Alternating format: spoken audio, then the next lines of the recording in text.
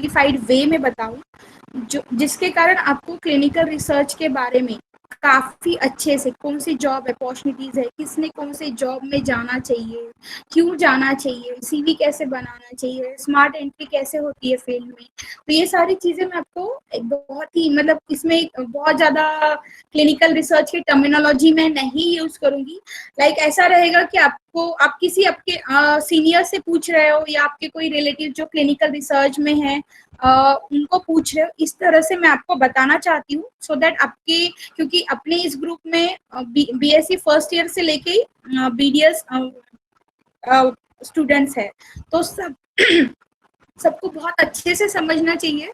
और मैक्सिमम मतलब बस 2-3 लोग छोड़ छोड़ दिया तो सब किसी को भी क्लिनिकल रिसर्च के बारे में बहुत डीपली नॉलेज नहीं है, तो मैं एकदम बहुत सिंप्लीफाई वे में आपको हिंदी में बताऊंगी, तो आपको चलेगा? हिंदी सबको आता है?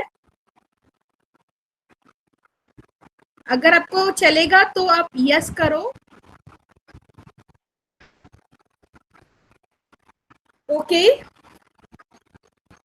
सो लेट्स वी स्टार्ट। आप मेरे बारे में तो जानते ही है, मैं विजया भक्ते हूँ। मैंने क्लिनिकल ट्रायल मैनेजमेंट का सेशन लिया था आपका, और आज का सेशन है career opportunities in clinical research industry, and I am a director of Canvas clinical research services private limited. तो आज हम क्या क्या देखने वाले हैं आज के सेशन में? सबसे पहले हम interlink among the all the CR domains, clinical research के जितने भी डोमेन्स है उसमें क्या रिलेशन है ये हम समझने वाले हैं। मोस्ट ऑफ द स्टूडेंट्स को ये चीज नहीं समझती है, so that they are stuck in their career. मैंने मेरे 15 साल के कैरियर में यही देखा है, और बच्चों को नहीं समझता है कि हमें कैसे एंट्री करना चाहिए, और अगर वो कर भी लेते हैं एंट्री तो उनका इशू ये रहता है कितने दिन उस जॉब पे रहना चाहिए, उस जॉब में हमें क्या सीखना चाहिए, हमें आगे के लिए कैसे अपने आप को तैयार करना है, ये चीजें नहीं समझती है, so they are stuck in their career. Okay, फिर उसका दूसरा रहेगा अपना पॉइंट, कौन कौन से पोजीशन है क्लिनिकल रिसर्च इंडस्ट्री में, कंपनीज के नेम। मैंने इसमें ऑलमोस्ट 100 कंपनीज के नाम लिखे हैं, 100 आप डाल दो। ऑलमोस्ट 250 कंपनीज है क्लिनिकल रिसर्च इंडस्ट्री में जो वर्क कर रही है, जिसमें छोटी बड़ी सब कंपनीज रहेंगी। एक्चुअल कैरियर क्या होता है? ठीक है, लोग जॉब के पीछे रहते हैं, मेरा ये कहना है कि जॉब के पीछे मत रहो, करियर के बारे में सोचो, how you build your career, और स्मूथली कैसे रहेगा वो। ऐसे नहीं कि जॉब चला गया फिर गैप आ गया, फिर 2 साल घर में बैठे हैं, फिर रो रहे, फिर ढूंढ रहे, फिर कोई कोर्स करे, ऐसा नहीं होना चाहिए। देन क्या कंपनी के रिक्वायरमेंट्स होते हैं जब वो आपको हायर करना चाहती है, वो क्या सोचती है कि कैसा कैंडिडेट को ले, how to make a smart entry. उसके बाद रहेगा कि हमें कैसे पता चलेगा कि कहाँ पे वैकेंसी है, या हमें कैसे अप्रोच करना चाहिए रिक्रूटर्स को, रिक्रूटर्स के साथ हमें कैसे कनेक्शन बनाने हैं, एक्चुअल स्टूडेंट का रिस्पॉन्सिबिलिटी क्या है, और दूसरा रहेगा which are the suitable courses for life science students, और ये कोर्सेज हमें करने चाहिए या नहीं करनी चाहिए। एंड लास्ट में हम लेंगे सीवी मेकिंग। तो ये सीवी मेकिंग जो है वो जनरलाइज मैं आइडिया दे रही हूँ। हम लोग हमारे जो क्लासेस होते हैं वहाँ इंडिविजुअल सबको वन ऑन वन लेके सीवी बनाते हैं, चाहे लाइक अगर वो क्लिनिकल रिसर्च कोऑर्डिनेटर के लिए अप्लाई कर रहे तो वो अलग रहेगा, या वो मेडिकल कोडर के लिए जा रहे तो वो अलग रहेगा। तो हर वक्त सीवी ऐसा नहीं कि एक बार बना दिया और हो गया। एवरी टाइम जब भी आप जॉब के लिए जा रहे हो आपको आपका सीवी पहले रेडी रखना है, मतलब वो अपडेट करना है, depends on your job profile. और दूसरी चीज ये रहेगी, सीवी एक आपका इंप्रेशन है। मैंने आप सभी को नहीं देखा है एज अ रिक्रूटर, मैं आपको सीवी देख के आपको जानूंगी कि आप कैसे हो सकते हो। तो सोचो हमको अगर कोई पेपर रिप्रेजेंट करने वाला है तो हमको हमारा पेपर कितना अच्छा बनाना चाहिए, कितना वर्क ऑन करना चाहिए हमारे सीवी मेकिंग पे, पर लोग ऐसा नहीं करते, एंड दैट वो एक बिगेस्ट मिस्टेक है। ठीक है, तो अब हम सबको मेरा स्क्रीन दिख रहा है, किसी को कोई इश्यू नहीं है? इनबॉक्स में यस टाइप करो।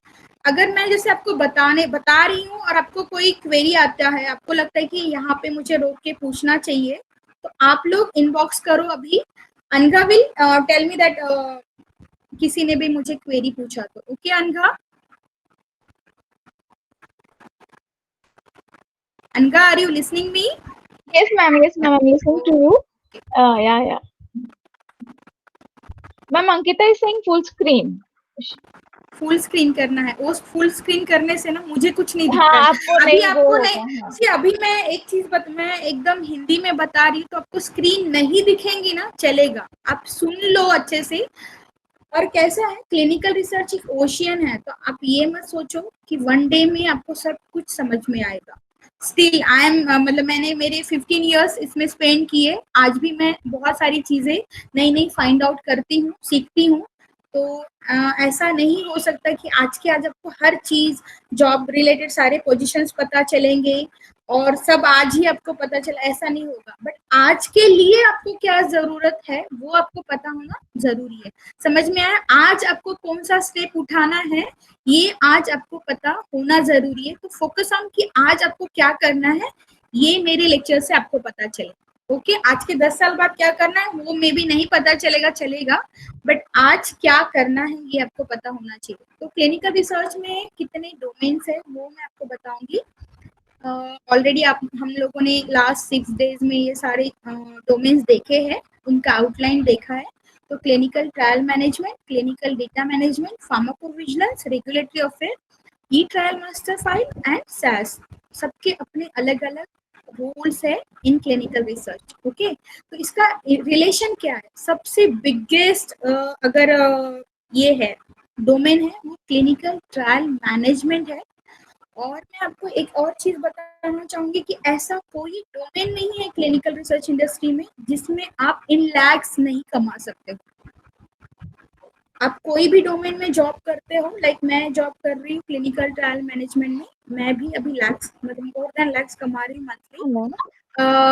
जो लोग क्लिनिकल डेटा मैनेजमेंट में, फार्माकोविजिलेंस में, रेगुलेटरी अफेयर में, ई ट्रायल मास्टर फाइल में है, वो सभी लोग, यस, ओके।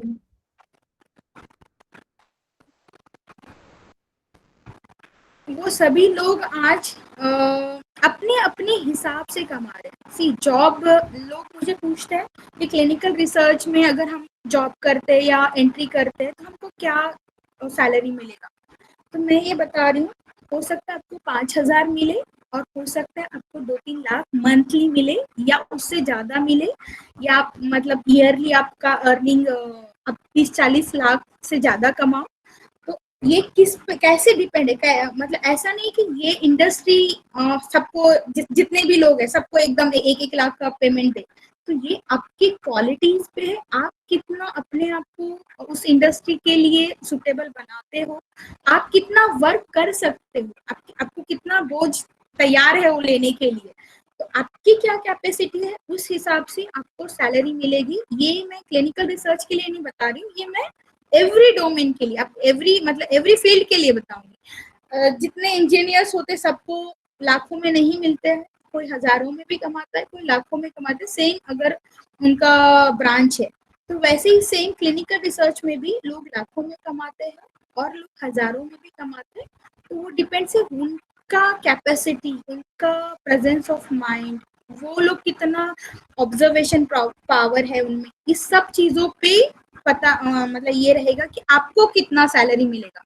तो मैं ये आपको बताना चाहूंगी कि ऐसा आप जैसे आप सुनते हो ना, अरे सैस में बहुत सैलरी है, चलो सैस करते, पीवी में बहुत अच्छा है, चलो पीवी करते, ये चीज कभी मत करो। आपके लिए क्या सूटेबल है, लाइक अगर मैंने सुना होता किसी का और मैं पीवी या फिर कोई और डोमेन में गई होती तो शायद मैं जितना आज कमा रही उतना नहीं कमाती। तो क्लिनिकल ट्रायल एक मुझे सबसे अच्छा, मुझे क्यों अच्छा लगता है मैं बता, क्योंकि इसमें कोई लिमिटेशन नहीं है कमाने का। इसमें आप कितना भी कमा सकते हो, कितना भी, नो लिमिट, करोड़ में भी कमा सकते हो। इसमें ऐसा है, बहुत सारी चीजें हैं आपको करने के लिए, बहुत सारी। आप क्लिनिकल ट्रायल मैनेजमेंट में हो, आपके पास, आप अगर एवरी ईयर भी जॉब चेंज करते हो, आप 40 साल जॉब करने वाले, तो आप 40 जगह जाके आराम से जॉब कर सकते। इतनी कंपनी, इतने रोल्स है, तो आपको कभी रेसेशन नहीं फील होगा। आप और अगर आप इसमें हर इसमें लाइक क्लिनिकल ट्रायल मैनेजमेंट में अगर आप ये होते हो, मास्टर रहते हो, तो आपके पास तो इतने सारे ऑप्शंस है कि आपको मतलब वो बर्डन मतलब आपका कैपेसिटी भी नहीं होगा कि आप उतना काम करो। इतने सारी चीजें आप एट अ टाइम कर सकते हो। पीवी, ईटीएमएफ, ये सारे जो डोमेन है उसमें आप एक से ज्यादा काम नहीं कर सकते। क्लिनिकल ट्रायल में आप एन नंबर ऑफ वर्क्स कर सकते हो जिससे आप अर्निंग कर सकते हो। ठीक है। क्लिनिकल ट्रायल में क्या होता है, क्लिनिकल ट्रायल मैनेजमेंट में, जिस क्लिनिकल रिसर्च इंडस्ट्री में हम उसको सीटीएम बोलते हैं। क्लिनिकल रिसर्च इंडस्ट्री में बहुत सारे शॉर्ट फॉर्म यूज होते हैं। तो अभी इसको मतलब इसको हम जैसे सीटीएम बोलते हैं, इसका मेन ये बेस है। तो आपको पता है कि कोई भी अगर हम घर बनाते हो उसका अगर बेसमेंट पक्का नहीं होगा तो वो ट्रायल वो घर उतना क्या बोलते हैं ये नहीं होता, मतलब जैसे बोलते हैं ना पक्का नहीं है ये बिल्डिंग, इसको थोड़ा इसका बेसमेंट में ये इशू था वगैरह, या इसके वॉल्स उतने अच्छे नहीं बने हैं तो मजबूती नहीं रहेगी। तो कोई भी ट्रायल में अगर सीटीएम बेस अगर अच्छा नहीं रहेगा तो उसके जो रिजल्ट्स है ना वो कभी भी अच्छे नहीं रहेंगे। और ऐसा होता है कि अगर ट्रायल मैनेजमेंट करने वाले लोग अगर अच्छे नहीं तो डेटा बहुत अच्छा नहीं जनरेट होता। ये आपने शायद 6 डेज में देखा भी होगा। तो क्लिनिकल ट्रायल मैनेजमेंट में हम डेटा जनरेट करते हैं। वो डेटा हम जो जनरेट किया हुआ रॉ डेटा है, तो हम जनरेट कैसे करते हैं, हम लिखते हैं, हम सोर्स राइटिंग बोलते हैं उसको, वो हम लिखते हैं, या उसको नरेटिव राइटिंग भी बोलते हैं। वो हम लोग लिखते हैं इन फॉर्म ऑफ आईसीएस, मतलब गाइडलाइंस। हम जो गाइडलाइंस इंडिया के लिए गाइडलाइंस कौन सी है, आईसीजीसीपी और शेड्यूल, उस फॉर्मेट में उन्होंने जैसे हमको इंस्ट्रक्शन दिए हैं, गाइडलाइंस जो कहती है उस फॉर्मेट में हम लिखते हैं। वो डेटा हम लोग अपडेट करते हैं हमारे सॉफ्टवेयर में। तो उस सॉफ्टवेयर का एक्सेस रहता है डेटा मैनेजमेंट वालों के पास, पीवी के पास, देन ईटीएमएफ वालों के पास, सैस के पास, स्पॉन्सर के पास, सीआरओ के पास। तो सीआरओ के लोग ही होते हैं डेटा मैनेजमेंट या ईटीएमएफ वाले लोग या सैस वाले लोग। तो मैंने जैसे डेटा, हम लोगों को गाइडलाइन क्या बोलती है, जब भी आप पेशेंट का विजिट करते हो इन सिटिया क्लिनिकल ट्रायल मैनेजमेंट में, आपको विद इन 48 आवर्स वो डेटा अपलोड करना है सॉफ्टवेयर में।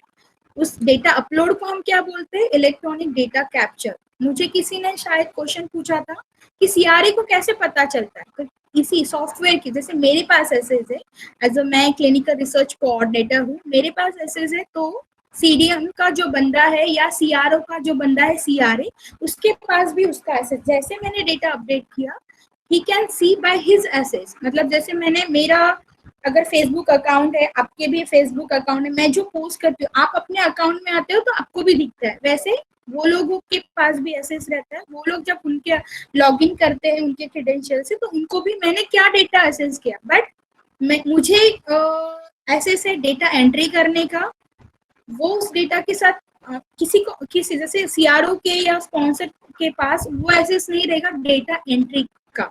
वो लोग डेटा एंट्री के साथ कोई छेड़छाड़ नहीं करते। तो ये सॉफ्टवेयर बनाया ऐसे है कि मुझे एसेस रहेगा एंट्री का, उनको एसेस रहेगा डेटा वेरीफाई करने का।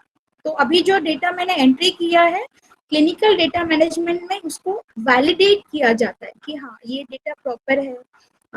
उसी में दूसरा जो सेक्शन है मेडिकल कोडिंग, जो हमने टर्मिनोलॉजी यूज किया है, या जो जैसे मैं यहाँ पैरासिटामोल बोल रही हूँ या क्रोसिन बोल रही हूँ, जिसका मतलब ड्रग का नेम है, ब्रांड नेम।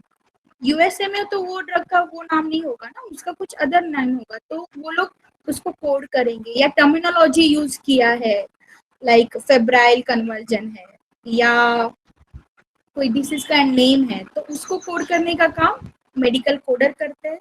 सीडीएम डिपार्टमेंट के लोग उसको वैलिडेट करने का काम करते हैं। सैस डिपार्टमेंट के लोग जो है या बायोस्टैटिशियंस जो है उसको प्रोग्रामिंग करके उसका मतलब इतने लोगों को ये हुआ, इतने लोगों का ऐसा हुआ, ये काम जो है वो स्टैटिस्टिक्स के लोग करते हैं। ईटीएमएफ के लोग डेटा कीपिंग का काम करते हैं। बट ये सारी चीजें जो है ना एक स्मार्ट वे से होती है। तो क्लिनिकल डेटा मैनेजमेंट में हमने देखा जो डेटा मैंने एंटर किया है,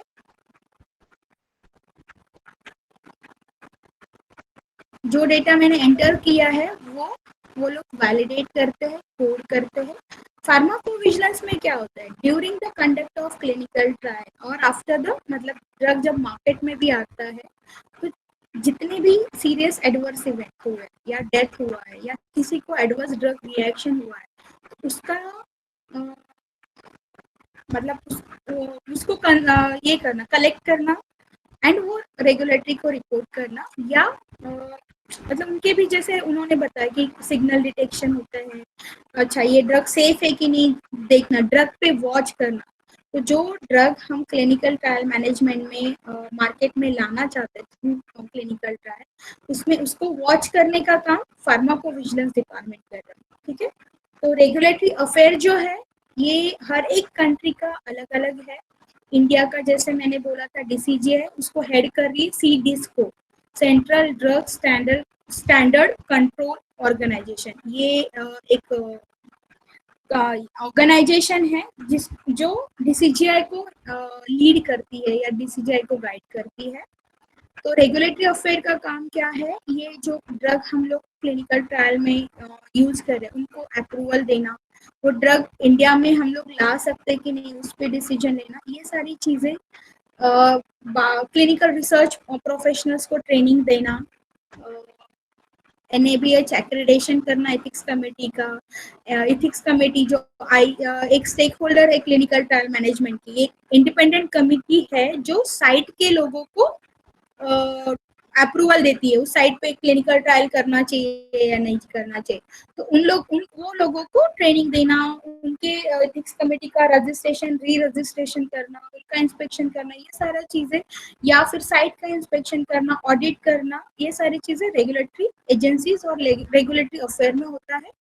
ई ट्रायल मास्टर फाइल में क्या होता है, 2000 जैसे आपको अपने स्मिता श्रीवास्तव के लेक्चर में प्रेजेंटेशन में देखा कि 2011 से पहले क्या होता था, सारे सीआरओ या स्पॉन्सर जो भी डॉक्यूमेंट क्लिनिकल ट्रायल्स में जनरेट होते हैं तो साइट पे वो हम लोग अर्काइव करते हैं साइट मास्टर फाइल में। तो सेम वो पेपर फॉर्मेट में रहता है, सेम ये लोग ट्रायल मास्टर फाइल अर्काइव करते थे उनके ऑफिसेस में इन पेपर फॉर्मेट, तो उसको ट्रायल मास्टर फाइल हो, तब तक वो इलेक्ट्रॉनिक इसमें नहीं था।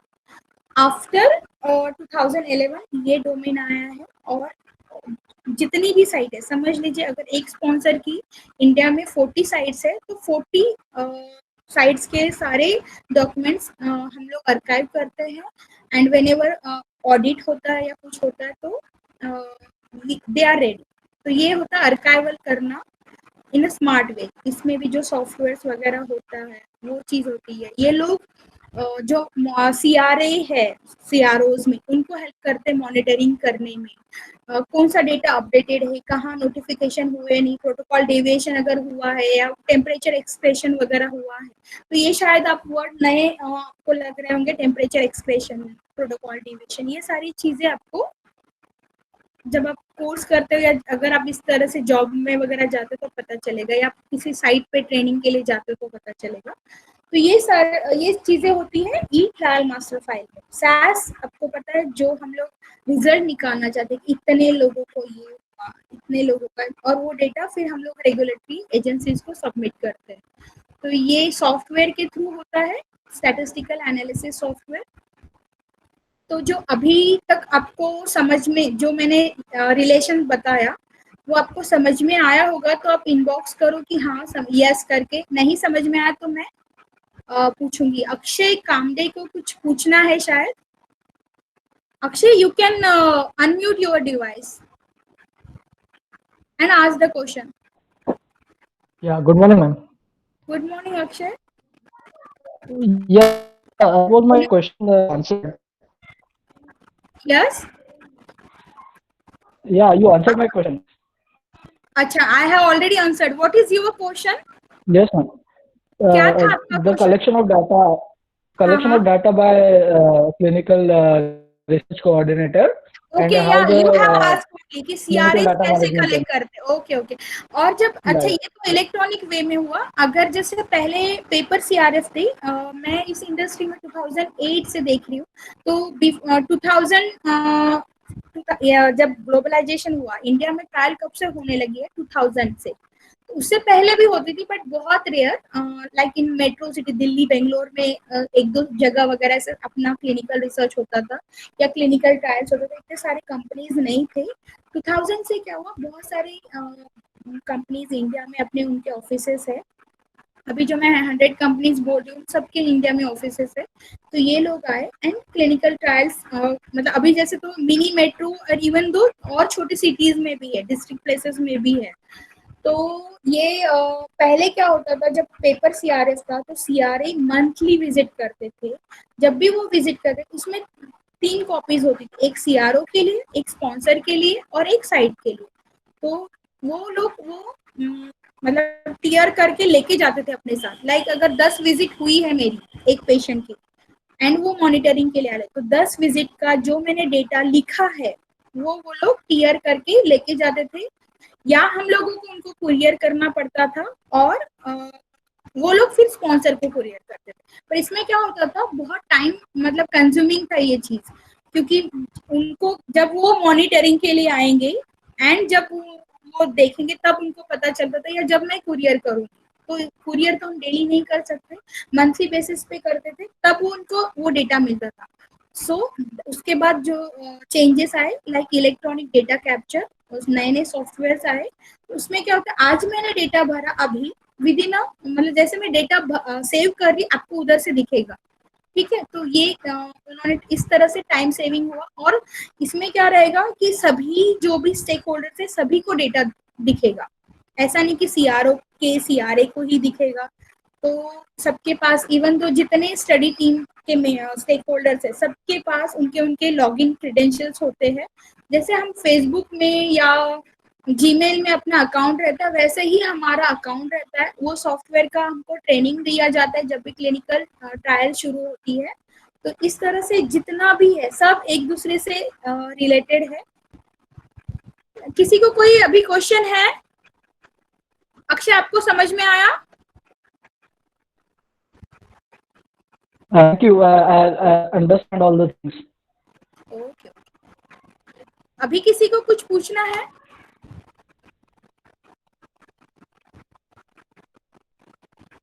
Okay, so shall I go ahead?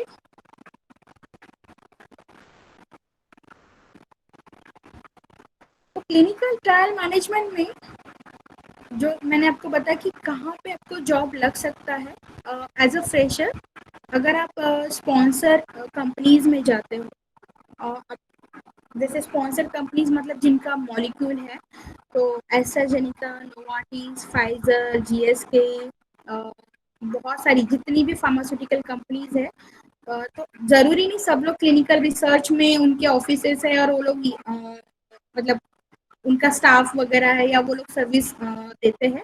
तो कुछ जैसे जिनका नहीं है वो लोग सीआरओ को हायर करते हैं, contract research organization. Site management organization में भी आपको जॉब लग सकता है। साइट मैनेजमेंट ये जो होता है ये क्या करता है, जैसे सीआरओ अभी है दिल्ली में ऑफिस है, दिल्ली में कितने साइट्स है उनको नहीं पता रहेगा। वो लोग सारे ये जो मैंने सर्विसेज बोले आपको, ईटीएमएफ, सास, सीडीएम, ये सारे सर्विसेज प्रोवाइड करते हैं। बट पोटेंशियल साइट आइडेंटिफाई करना और प्रोजेक्ट मैनेज करना ऑन साइट लेवल, वो काम एसएमओ करता है, ठीक है। तो इसमें एसएमओ में भी टाइप्स है, कोई पर्टिकुलर हॉस्पिटल के लिए करता है, कोई इंडिया के लिए करता है, कोई रीजन वाइज करता है। So it's all depend. सबसे बड़ा एसएमओ था 2008 के अराउंड, आई थिंक मैक्स नीमन। नाउ इट हैज बीन मतलब उसके बाद वो सीआरओ में कन्वर्ट मतलब उन्होंने ये प्रोग्रेस किया एंड देन वो मर्ज हुए जेएसएस के साथ शायद। मल्टी स्पेशलिटी हॉस्पिटल में भी आपको जॉब लग सकता है, क्योंकि clinical trials multi speciality hospital में होती है। क्यों मल्टी स्पेशलिटी हॉस्पिटल में होती है? क्योंकि हम लोगों का जो क्राइटेरिया है, हम लोगों को आईसीयू, एमआईसीयू, देन एनी मतलब एवरी फैसिलिटी हमको चाहिए अगर पेशेंट को एडमिट करना है। तो ये सारी चीजें एक छोटे से क्लिनिक में नहीं हो सकती है। हमको स्पेस चाहिए, हमको सेपरेट, हम जो कर रहे हैं काम ये कॉन्फिडेंशियल है, तो हमको उसके लिए सेपरेट स्पेस, सेपरेट रूम, ये सारी चीजें, डेटा आर्काइव करने के लिए जगह, मेडिसिन रखने के लिए जगह, मतलब इन्वेस्टिगेशनल प्रोडक्ट जो है या हमारा ड्रग, न्यू ड्रग जो है उसको, उस सब चीजों के लिए हमको जगह चाहिए जो कि छोटे क्लिनिक में पॉसिबल नहीं है। अगर पेशेंट एडमिट होता है तो सारे फैसे मतलब रूम्स बेड वगैरह सब होने चाहिए, तो ये सब मल्टी स्पेशलिटी में रहता है। इवन दो जो इंस्टीट्यूशनल कमेटी हम बनाते हैं जिसको हम इंस्टीट्यूशन एथिक्स कमेटी बोलते हैं, वो भी हम मल्टी स्पेशलिटी हॉस्पिटल में फॉर्म कर सकते हैं, सो दैट हम लोग ट्रायल्स मल्टी स्पेशलिटी हॉस्पिटल में करते हैं। एथिक्स कमेटी जो अपने इंडिविजुअल साइट्स को अप्रूवल देती है, तो वहाँ पे भी आपको जॉब लग सकता है। तो वहाँ पे आपको, ये मैं एंट्री लेवल की बात कर रही हूँ, तो वहाँ पे आपको क्या जॉब लग सकते हैं। अगर आप स्पॉन्सर या कॉन्ट्रैक्ट रिसर्च ऑर्गेनाइजेशन में जाते हो तो वहाँ पे आपको क्लिनिकल ट्रायल असिस्टेंट का जॉब लगता है, ठीक है। तो ये एक ऐसा फील्ड है, यहाँ पे आपको 2 साल 1 साल ऐसे रुकना नहीं पड़ेगा प्रमोशंस लेने के लिए या अपने पोजीशंस को बढ़ाने के लिए। अगर आप शार्प माइंडेड हो, आपका ऑब्जर्वेशन बहुत अच्छा है, आपको डॉक्यूमेंटेशंस एंड गाइडलाइंस बहुत अच्छे से समझती है, तो विद इन 6 मंथ्स आप CRA बन सकते हो, ठीक है। तो it depends on you only. ऐसा जैसे बाकी इसमें रहता है ना कि 1 साल तो आपको मिनिमम स्पेंड करना है, then you can be then you will promoted वगैरह, ऐसा इस में नहीं रहेगा। इवन आपको ट्रेनी क्लिनिकल रिसर्च एसोसिएट का भी जॉब लग सकता है। कुछ जो कंपनीज है वो फ्रेशर्स को लेती है, बट मैक्सिमम कंपनीज प्रीफर करेगी आपको पहले ही क्लिनिकल ट्रायल असिस्टेंट का जॉब मतलब ऑफर करेगी, then they will promote you.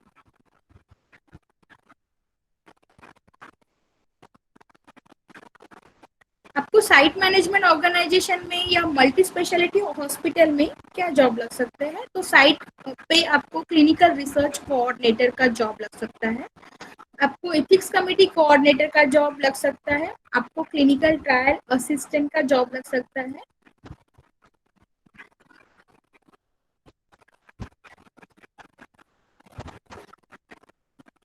Even तो आप क्लिनिकल रिसर्च कोऑर्डिनेटर रह के भी कितना कमा सकते हो, तो ये भी आप पे डिपेंड है कि आप कितना कमा सकते हो। मैंने मेरा जो करियर है as a clinical research coordinator ही ज्वाइन किया था, और now I am a director of one organisation.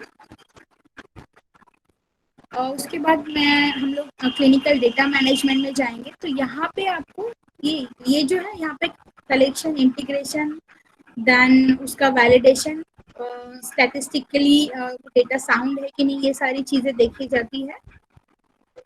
Then उसके बाद उसको कोडिंग किया जाता है। तो ये सब हमने सीखा है। तो इसमें जॉब कौन से रहेंगी, इसमें जॉब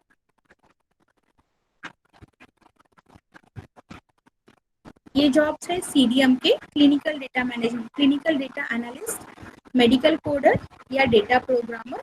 लाइक अगर आप SAS वगैरह करते हो, सो बहुत बार मतलब मैक्सिमम मतलब 80% मैंने देखा है कि SAS करके आपको लाइक आपने जस्ट किया, आपका मतलब आप पोस्ट ग्रेजुएटेड हो और आपने SAS क्लियर किया, like you are SAS certified, still आपको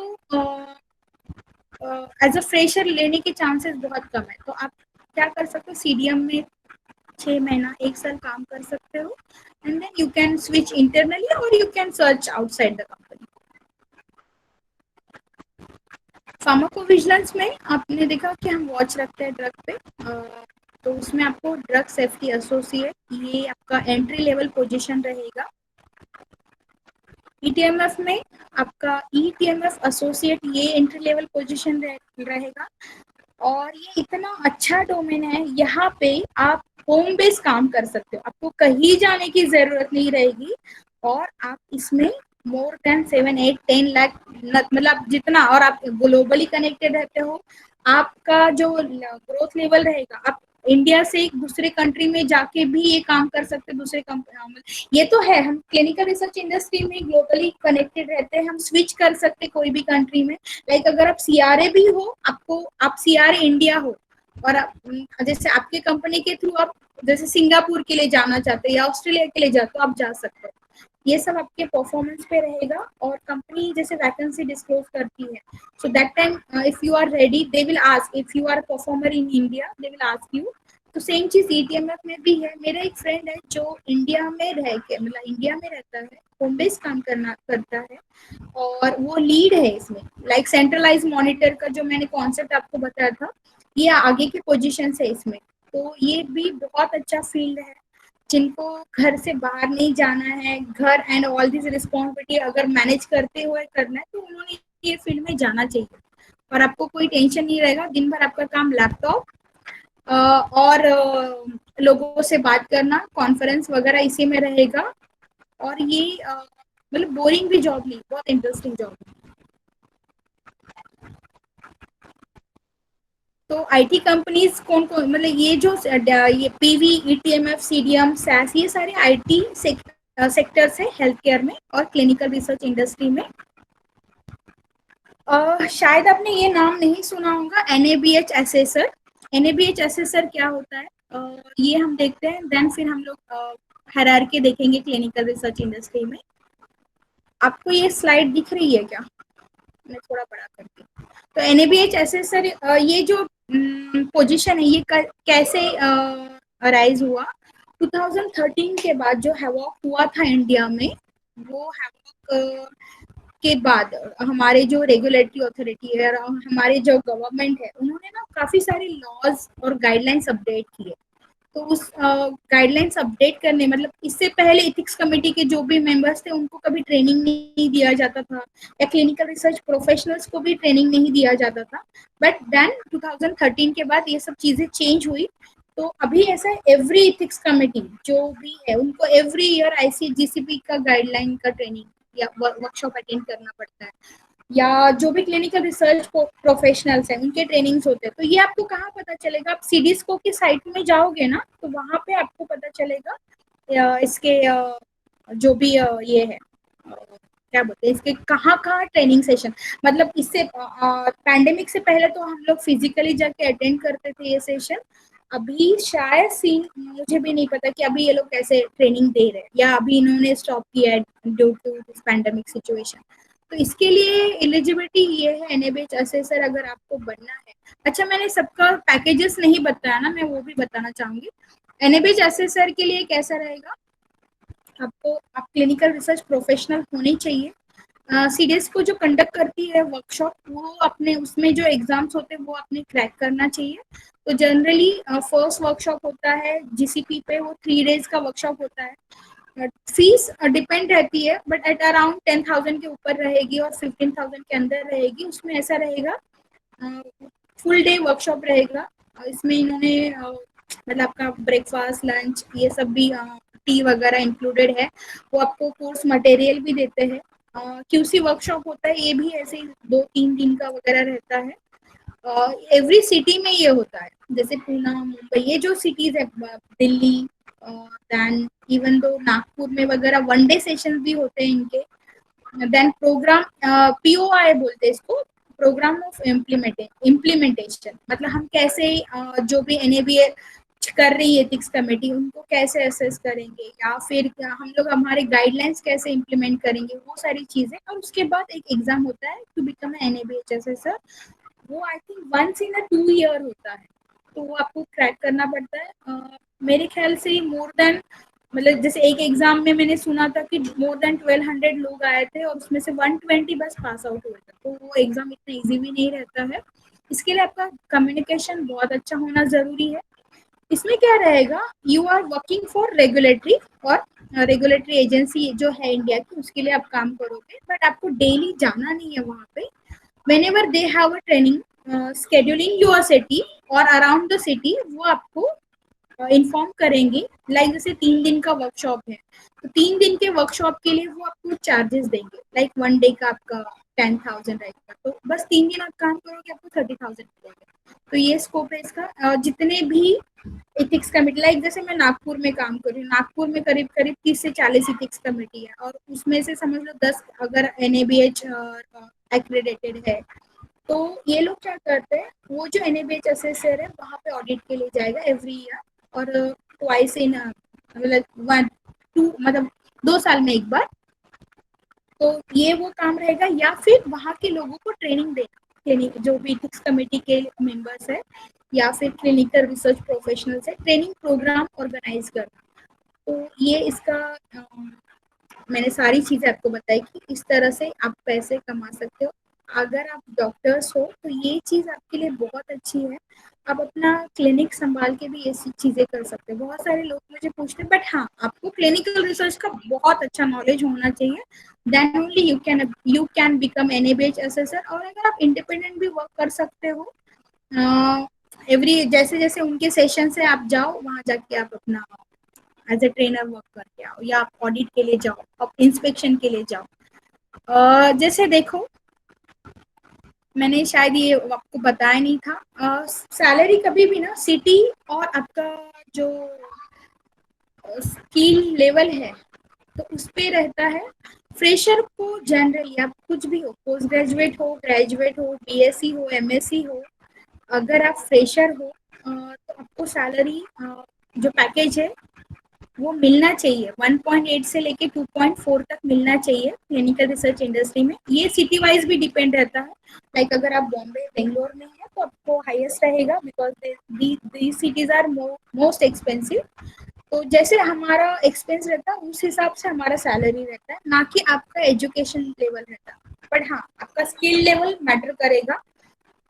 इसमें ऐसा है, अगर आप ट्रेनिंग क्लिनिक मतलब यही जो भी है, क्लिनिकल ट्रायल असिस्टेंट को थोड़ा कम रहेगा, ट्रेनिंग क्लिनिकल रिसर्च एसोसिएट को पैकेज में मतलब बहुत ज्यादा फर्क नहीं, इन बिटवीन 1.8 2.4 के बिटवीन ही आपको पैकेज मिलेगा।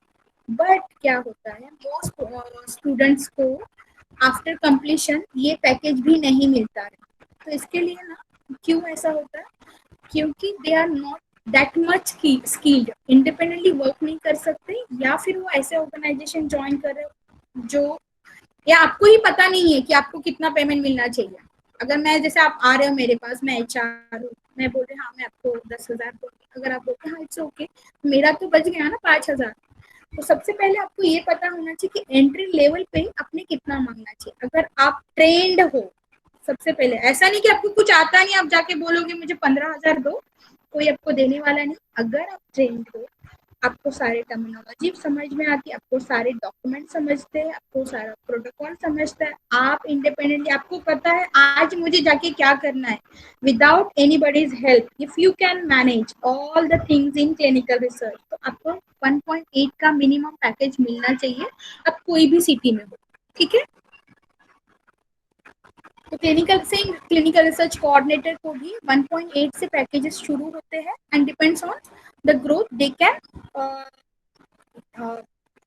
Earn the money. अभी आपको मुझे ये भी चीज बताएं, आपको एक पोजीशन पे कितने दिन रहना चाहिए, like if you have join as a clinical research coordinator और एज अ CTA, तो ठीक है, हर एक का अपना अपना स्पीड होता है लर्न करने का, बट आपका कोई भी स्पीड हो, आपको एक पोजीशन पे 2 साल के ऊपर नहीं रहना है, मैक्स मैक्स 2 years। वैसे तो मेरा ये कहना है कि आपको एक पोजीशन में 6 months के ऊपर भी नहीं रहना है, बट आपका स्पीड जो होता है ना, मैंने देखा मैक्सिमम स्टूडेंट्स क्या करते हैं, जब भी जहाँ पे भी उनको जॉब मिल जाता है, they are settle down over there own. मतलब चलो 15,000 मिल रहा है, अरे यार बढ़िया है, बॉस भी कुछ बोलता नहीं है, अच्छा है, ठीक है।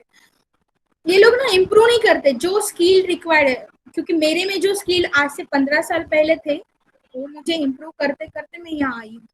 ऐसा नहीं कि जो जैसे मैं 15 साल पहले थी आज भी मैं वैसी हूँ। तो आपको भी ये चीज समझनी चाहिए, now I am a clinical research coordinator, अब मुझे नेक्स्ट लेवल क्या रहेगा, या तो मैं सीनियर क्लिनिकल रिसर्च कोऑर्डिनेटर बनूंगी, या मैं प्रोजेक्ट कोऑर्डिनेटर या प्रोजेक्ट मैनेजर बनूंगी। तो प्रोजेक्ट मैनेजर के लिए क्या स्किल्स है, क्या मैं प्रोजेक्ट मैनेजर आज के डेट बन सकती हूँ, अगर नहीं बन सकती हूँ तो मुझे कौन कौन से स्किल चाहिए, like manage people management, team management, influencing nature होना चाहिए, और मुझे नॉलेज एकदम ऐसा होना चाहिए कि हाँ मुझे कोई मतलब ऐसा ना हो कि क्लिनिकल रिसर्च कोऑर्डिनेटर आपको बता रहा है तो वो आपका क्यों सुनेगा। तो आप नॉलेज एस्पेक्ट में भी आपको सब कुछ आना चाहिए। तो मैक्स 2 years में तो आपको ये चीजें कैसे समझनी चाहिए कि हाँ वो ऑर्गेनाइजेशन में वो दम है जो आपको वो आगे बढ़ा सके। दूसरी बात, उनके पास उतना काम है, मतलब दम है इसका मतलब उनके पास उतना काम है। सेकेंड थिंग कि मेरे पास वो सारे क्वालिटीज मैं कैसे ये करूँ, तो आपको आपके स्किल्स को ट्रेंड करना पड़ेगा, अपने आप को ट्रेंड करना पड़ेगा, तो जाके आप आगे के प्रमोशन के लिए एलिजिबल होगे, नहीं तो आप स्टक हो जाओगे यही। अभी अगर आपको 15,000 नहीं भी रहा है तो क्या होता है, अभी अगर आप स्टक हो गए, अपने आपके स्किल्स नहीं बढ़ाए, आपको सब समझता है, डॉक्यूमेंटेशन समझता है, आप इंडिपेंडेंटली काम करते हो, बट आपको टीम मैनेजमेंट नहीं है, आप you can not influence others, या आप अपने स्टेक होल्डर्स को इन्फ्लुएंस नहीं कर सकते हो, तो आपका पेमेंट इंक्रीज होगा 1000-2000 रुपए से। तो कैसे, एक पहले साल आपको 15, दूसरे साल आपको 17,000 एंड देन 18, देन फिर और कभी होगा ही नहीं। तो आप 5 साल काम कर रहे हो, आपका सैलरी रहेगा 20,000। Are you happy with this salary? Inbox करो, आप हैप्पी रहोगे इस सैलरी में?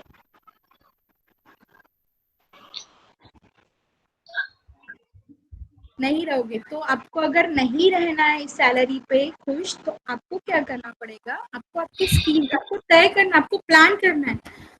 और आप ये क्यों नहीं कर पाते, ये सारी चीजें मैं बताऊंगी आपको। प्लान करना, इसको बोलते हैं करियर। आप लोग जब भी, मतलब मैं मेरे भी एक्सपीरियंसेस शेयर करूंगी कि लोग मेरे पास, मतलब स्टूडेंट्स मेरे पास आते हैं तो क्या होता है। तो कभी भी ना इस तरह से मत ग्रो करो। मंथली आपका 1000, सॉरी ईयरली आपका 1000 पेमेंट बढ़ रहा है। आपका पेमेंट आपकी जो अभी हमारा इन्फ्लेशन रेट है, लाइक जैसे महंगाई बढ़ रही है वैसे आपका पेमेंट बढ़ना चाहिए। अगर सोचो आप 5 साल में 15,000 से 20,000 तक पहुंचते हो या 2200, इज इट आपने ग्रो किया? नहीं किया। और आप फ्रस्ट्रेट हो जाओगे, आपको नहीं समझ में आएगा क्या करना। And that time after 5 years अगर आप फिर सोचते हो कि अब मैं कुछ करता हूँ, तो वो रॉन्ग टाइम है। तब आप क्या कर सकते हो, आप प्रोजेक्ट, वो आगे वाला कोई भी बंदा आपको बोलेगा नहीं आप प्रोजेक्ट मैनेजर बनो। तो आपको ये सारी चीजें समझ में आनी चाहिए। इसके लिए स्ट्रॉन्ग ऑब्जर्वेशन, आपके कॉन्टेक्ट होने चाहिए, कोई आपका मेंटर होना चाहिए जो आपको बोले अरे हाँ अभी ऐसा करो, ये करो। जहां भी जाते हो don't settle down over there only, मतलब एक पोजीशन में। ये नहीं बोल रही कि कंपनी छोड़ते ही जाओ, क्योंकि आपको नहीं, जैसे बहुत बार ये भी होता है, मेरे बहुत सारे फ्रेंड्स ऐसे हैं जिन्होंने जॉब इसलिए छोड़ा क्योंकि उनका बॉस अच्छा नहीं था, मतलब पेमेंट बहुत अच्छा था, कंपनी का वर्क कल्चर अच्छा नहीं था। अगर आपको कोई 1 लाख भी दे मंथली और वो आपको इतना हैरेस करेंगे तो आप पागल हो जाओगे, आप छोड़ दोगे जॉब। तो मैं ये एडवाइस करूंगी कि हाँ, आपको अपना ग्रोथ देखना है कि कहाँ हो रहा है, जहाँ आप कंफर्टेबली पीसफुली वर्क कर पा रहे, तो ऐसी जगह ही आपको सेटल डाउन नहीं होना, आपको अपने स्किल्स इम्प्रूव करना है। तो यहाँ पे बहुत सारे क्वेश्चंस हैं, हम लोग क्वेश्चंस लेते हैं, 1 minute just. Ma'am government hospital में कोई ये उमिया ने मुझे क्वेश्चन पूछा है कि गवर्नमेंट हॉस्पिटल में कोई अपॉर्चुनिटी है क्या। तो मैं ये जानना चाहती हूँ, उमिया आप अपना डिवाइस अनम्यूट करके मुझे बताइए, आपको गवर्नमेंट हॉस्पिटल में क्यों काम करना है?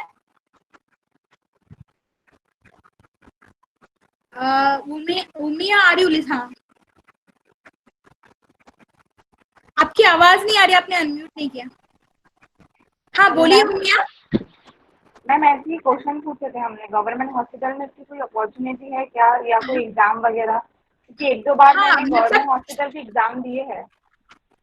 आपकी आवाज मुझे क्लियर नहीं आई कि आपको गवर्नमेंट हॉस्पिटल में कोई अपॉर्चुनिटी, सो किसके लिए अपॉर्चुनिटी चाहिए, क्लिनिकल रिसर्च इंडस्ट्री में कि एज अ फार्मासिस्ट? मैम वहाँ होती है क्या क्लिनिकल रिसर्च? नहीं, सी एक्चुअली क्या होता है मैं बता रही, जितने भी गवर्नमेंट हॉस्पिटल है, प्राइवेट हॉस्पिटल है, या कुछ भी रहेगा, कोई फर्क नहीं रहेगा। अगर आप वहाँ पे एंट्री लेवल का आपका पोजीशन क्लिनिकल रिसर्च कोऑर्डिनेटर रहेगा, तो आप एम्प्लॉय रहोगे स्पॉन्सर या सीआरओ या साइट के तरफ, एसएमओ की तरफ से। तो आप गवर्नमेंट हॉस्पिटल में जा रहे हो तो वो गवर्नमेंट जॉब नहीं रहेगा आपके। अगर आप सीआरसी हो तो आपके साइट्स चेंज होते रहेंगे। लाइक अगर मेरा प्रोजेक्ट 2 साल का है जीएमसी हॉस्पिटल में, तो 2 साल के बाद वो जब प्रोजेक्ट कंप्लीट हो जाएगा, तो आप, मेरा जहाँ प्रोजेक्ट रहेगा अभी नेक्स्ट या नेक्स्ट डॉक्टर के, जैसे मेरा पहले समझ लो कार्डियोलॉजी में है, तो मैं कार्डियोलॉजी में वहां पे काम करूंगी। देन अगर मेरा नेफ्रोलॉजी में रहेगा तो आपका वो नेफ्रोलॉजी में जाना पड़ेगा, तो आपको पे कर रहा होगा स्पॉन्सर कंपनी। तो whether you are doing in government hospital और इन अ प्राइवेट हॉस्पिटल, आपको पॉलिसी स्पॉन्सर के फॉलो करनी पड़ेगी। तो कोई इश्यू, मतलब मुझे नहीं समझा कि आपको गवर्नमेंट हॉस्पिटल में ही क्यों चाहिए, या आप वहां क्यों ढूंढ रहे हो। सी अपने आप को रिस्ट्रिक्ट मत करो, आप फ्रेशर हो, आपको कोई नहीं जानता, तो मैं इसी जोन में, तो मैं इसीलिए पूछी क्योंकि आपने बोला ना प्राइवेट में मल्टी स्पेशलिटी हॉस्पिटल्स में ये है करके, तो इसीलिए मुझे जानना था कि गवर्नमेंट में भी है किसी। हाँ, गवर्नमेंट हॉस्पिटल भी मल्टी स्पेशलिटी का मीन्स क्या है, बड़े हॉस्पिटल नहीं, जहाँ हाँ, पे हाँ, सारे हाँ। डॉक्टर्स एक सारे, रूफ के हाँ। अंडर में काम करते हैं, हाँ, हाँ, हाँ। जिनमें यस आईसीयू, मैम। एमआईसीयू या अदर फैसिलिटीज है। अगर पेशेंट जैसे पेडियाट्रिक ट्रायल है, बट वहाँ पे कार्डियोलॉजी भी सेक्शन रहेगा, वहाँ पे नेफ्रोलॉजी भी सेक्शन रहेगा, या विजिटिंग डॉक्टर्स रहेंगे, उसको हम मल्टी स्पेशलिटी बोलते हैं। तो सेम ये चीज गवर्नमेंट हॉस्पिटल में भी होता है। तो वहाँ पे भी आप as a clinical research coordinator job कर सकते हो, बट ये डिसाइडेड नहीं रहेगा कि वहाँ पे आप आपको वहां जाना रहेगा। तो साइट के पास भी वहां पे वैकेंसी, एसएमओ के पास भी वहां पे वैकेंसी होनी चाहिए। तो मे बी आपको गवर्नमेंट हॉस्पिटल मिल सकता है, या मे बी आपको प्राइवेट हॉस्पिटल मिल सकता है। उमेया, आपने कोई कोर्स किया है क्लिनिकल रिसर्च में? No ma'am. तो अगर आपने रिसर्च में कोई कोर्स नहीं किया है, तो आपको कभी भी क्लिनिकल रिसर्च कोऑर्डिनेटर का जॉब नहीं लग सकता, क्योंकि आप काम ही क्या करोगे, आपको गाइडलाइंस नहीं पता है, ठीक है, आपको डॉक्यूमेंट्स नहीं पता है, आपको कैसे किससे क्या बात करनी है, आपको यही नहीं पता है कि आपको करना क्या है जाके, तो आपको कोई भी क्यों पे करेगा। तो one thing you can do, आप जाओ वहां पे और उनको बोलो कि एज अ ट्रेनी मैं हूँ, मुझे आप लो आपके साइड पे और मैं सीखूंगी धीरे धीरे। तो इसमें आपका 6-7 महीना डिपेंड्स है, आप कितना शार्प ऑब्जर्वर हो। वो मतलब आपको ऐसे नहीं बिठा के आइए उमिया ये है डॉक्यूमेंट, ऐसे नहीं सिखाएंगे, वो काम करते रहेंगे अपना, क्योंकि एक हॉस्पिटल में एक डॉक्टर के पास 3-4 ट्रायल्स होती है और मल्टी टास्किंग जॉब रहता है ये, तो वो अपना काम करते रहते हैं एंड आपको वो ऑब्जर्व करना है कि वो क्या करते हैं, और इस तरह से आपका ट्रेनिंग। अगर आप ये सोचोगे कि आप जाओगे और वो आपको बिठा के 1 on 1 बताएंगे, ऐसा नहीं रहेगा।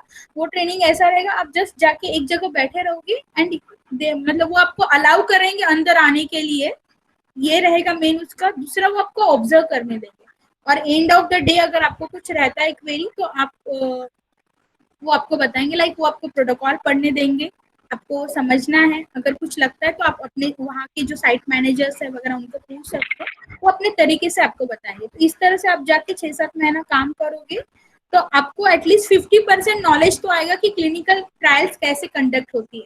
एंड आप वहाँ पे फिर अगर वहाँ पे वैकेंसी आती है तो आप वहाँ ज्वाइन कर सकते हो, या फिर आप और भी जगह जाके आपका रेज्यूमे बना सकते हो और वो वहाँ पे सबमिट कर सकते हो कि मैंने 6 महीना ये डॉक्टर के अंडर में ट्रेनिंग लिया है, या ये हॉस्पिटल में ट्रेनिंग लिया है। तो इस तरह से आपको जॉब लग सकता है। Thank you ma'am. Rucha Dafle asks, what work comes under ethics committee coordinator? So Rucha, मैं आपको ये बताना चाहूंगी कि किसके अंडर क्या वर्क है ना, ये बहुत बड़ी मतलब बहुत लंबा लेक्चर हो जाएगा। वर्क प्रोफाइल क्या रहेगा, हर एक के रोल्स, ये सारे जो जॉब्स है वो सब मल्टीटास्किंग है। मेन आपको अगर एथिक्स कमेटी कोऑर्डिनेटर बनना है तो आपको डॉक्यूमेंट समझना बहुत जरूरी है, सबमिशंस के फॉर्मेट, नोटिफिकेशंस के फॉर्मेट, आपको एथिक्स कमेटी के मेंबर को कैसे कोऑर्डिनेट रखना है, मीटिंग्स कैसे कंडक्ट करते हैं हम लोग, एमओएम कैसे लिखना है, मिनट्स ऑफ मीटिंग जिसको बोलते हो कैसे लिखना है, ये एन नंबर ऑफ थिंग्स रहेंगे। तो अगर आपको एथिक्स कमेटी कोऑर्डिनेटर बनना है तो आपको तो कोर्स करना चाहिए, एंड आप बहुत अच्छा इसमें भी काफी स्कोप है। सी, आप ये मत एक्सपेक्ट करो कि मैं कोर्स नहीं करूंगा तो मेरे स्किल ऐसे ही बढ़ जाएंगे, या मैं ये सारे टॉपिक भी हम आगे लेंगे कि क्या होगा कोर्स नहीं करने से, क्या होगा कोर्स करने से, क्या होगा क्लिनिकल रिसर्च कोऑर्डिनेटर का क्या वर्क होता है, वो सब नहीं बता पाएंगे हम लोग। ये सारी चीजें आपको कोर्स में, क्योंकि इतना बताने लगूंगी तो आज का दिन भी नहीं पूरेगा। व्हाट इज द स्टार्टिंग पे ऑफ क्लिनिकल, हाँ मैंने जो बताया स्टार्टिंग पे सिटी वाइज रहेगा, मिनिमम 1.8 मैक्सिमम 2.4 रहेगा, और इतना रहना ही चाहिए। अगर आप स्किल्ड एम्प्लॉय हो, आपने एक प्रोफेशनल डिप्लोमा किया है, आई थिंक शिका हिरेनेश्वर को मैं आंसर कर रही हूँ, अगर आपको सारे डॉक्यूमेंट समझते हैं, आप इंडिपेंडेंट वर्क कर सकते हो, आपका कम्युनिकेशन स्किल अच्छा है, तो आपको स्टार्टिंग एज अ फ्रेशर 1.8 से लेके 2.4 के अंदर में मिलेगा। एंट्री कैसे करोगे, आपको 6 months at least clinical research coordinator का काम करना रहेगा, देन जो वैकेंसीज निकलती है एटीएमएफ की उसके लिए अप्लाई करना रहेगा। तो सबसे पहले आप आईटी कंपनी से जाके देन सीआरओ के लिए अप्लाई कर सकते हो, तो that will be the easy. ये मैं अंकिता मद्रानी को एक्सप्लेन कर रही हूँ। what do you think? Do this pandemic situation is in clinical research? Rucha Dafle ने पूछा है कि पैंडेमिक सिचुएशन के कारण क्लिनिकल रिसर्च इंडस्ट्री में कुछ फर्क। मैं क्लिनिकल रिसर्च इंडस्ट्री का बता सकती हूँ, फार्मा या अदर में, सी प्रोडक्शन में और जो मार्केटिंग वगैरह में है तो न्यू एंट्रीज तो नहीं होगी, क्योंकि क्या दो उनको फर्क नहीं पड़ा है, बट अभी प्रोडक्शन स्टॉप है तो अभी न्यू लोगों को तो नहीं लेंगे, क्यूसी क्यूए में भी नहीं लेंगे, तो डेफिनेटली न्यू जॉब अपॉर्चुनिटीज अभी नहीं रहेंगी। क्लिनिकल रिसर्च इंडस्ट्री में क्या हुआ है, पैंडेमिक में सबसे ज्यादा ट्रायल्स कोविड-19 पे आई, तो स्टिल अभी वैकेंसी आपको उसमें दिखेंगी एंड वर्कलोड बढ़ रहा है, इसके कारण सीडीएम और पीवी में भी रहेंगी, क्योंकि ऑलमोस्ट 135 या 140 ट्रायल्स शुरू है ऑल ओवर द वर्ल्ड, मतलब वैक्सीन के लिए या ट्रीटमेंट्स के लिए कोविड-19 पे। तो क्लिनिकल रिसर्च इंडस्ट्री में उतना फर्क नहीं आया है, बट मैं ऐसा भी नहीं कहूंगी कि फर्क नहीं ही आया है। हाँ, थोड़ा बहुत फर्क तो आया है, मतलब जो हम लोग स्मूथली कर रहे थे वो उतना स्मूथली नहीं हो रहा है।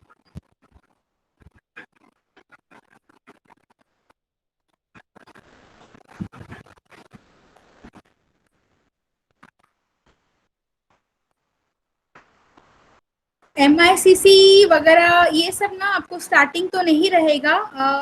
मैं खुद भी MICC मतलब क्या फुल फॉर्म बताइए आप, उसका क्या रहेगा, क्योंकि इस तरह का कोई प्रोफाइल, मैं आशीष नंदा के क्वेश्चन को आंसर कर रही हूँ। I don't think so MICC कोई प्रोफाइल रहता है पीवी में, आप उसका फुल फॉर्म मुझे इनबॉक्स करना। Medical information call centre, okay. से आशीष ये कोई बहुत अच्छा प्रोफाइल नहीं है जिसके लिए आप इतना सोचो। There are n number of other profiles where you can I think you have done your B.Pharm, तो आपने उधर जाना चाहिए।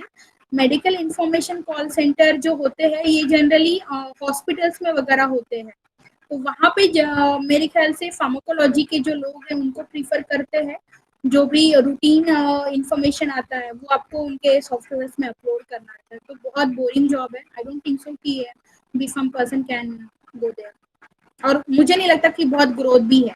हमेशा में ग्रोथ ओरिएंटेड चीजें करनी चाहिए, हाँ, बट अगर किसी को बहुत एक सबका एक ही एम नहीं होता कि हाँ मुझे लाइक्स में कमाना है या मुझे हेक्टिक वर्क करना है, तो जैसे आपके एम से गोल से आपको उस हिसाब से आपका जॉब के लिए प्रिपेयर करना चाहिए। तो मैं अभी नेक्स्ट स्लाइड पे जा रही हूँ। हम लोगों ने ये जॉब अपॉर्चुनिटीज देखा, NABH एसेसर्स क्या होते हैं वो देखा। अभी हम लोग देख रहे हैं कि क्या है, इसमें ना मैंने रेगुलेटरी स्किप किया है। रेगुलेटरी अफेयर्स या रेगुलेटरी एजेंसी या जो हमारा CDS को है, यहाँ पे भी आपको रेगुलेटरी एसोसिएट, रेगुलेटरी एग्जीक्यूटिव ये जॉब्स रहेंगे, तो उसके लिए आपको एक्सपीरियंस की रिक्वायरमेंट है, तो एटलीस्ट CTM का या ETMF का, एटलीस्ट आपको लाइक जैसे आपको CRO या स्पॉन्सर का कुछ एक्सपीरियंस होना चाहिए, या हॉस्पिटल में आप लाइक आपको मतलब डॉक्टर हो, एथिक्स कमेटी का वगैरह आपके पास एक्सपीरियंस है, तो आप रेगुलेटरी अफेयर्स में ये कर सकते हो। तो ये भी बहुत अच्छे जॉब्स है रेगुलेटरी में, तो एज या CRO में आप रेगुलेटरी अफेयर में काम करो और उसके बाद CDS को में वगैरह आप ये कर सकते हो। इसके लिए आपको ड्रग इंस्पेक्टर वगैरह बनने की वो एक अलग प्रोफाइल है, ये क्लिनिकल रिसर्च का अलग प्रोफाइल है, दोनों मिक्स मत करो। तो ये मैंने कुछ हायरार्की डाले हैं कुछ डोमेन्स के, इसमें ETMF नहीं डाला बिकॉज मेरे पास जगह ही नहीं थी। जैसे जनरलाइज में डाला है, डिपेंड्स ऑन कंपनी साइज। अगर कंपनी में 5000 एम्प्लॉइज है तो आपकी प्रमोशन क्लिनिकल रिसर्च एसोसिएट 1, 2 या सीनियर देन लीड इस तरह से होगा। अगर आपकी कंपनी छोटा साइज है तो clinical research associate then project manager या project lead and then project manager, इस तरह से रहेगा। कभी भी आप एंट्री लेवल पोजीशन के लिए अप्लाई करोगे क्लिनिकल ऑपरेशन या क्लिनिकल ट्रायल मैनेजमेंट में, तो आपको CTA, CRA, ट्रेनी CRA या ऐसे जॉब रहेंगे।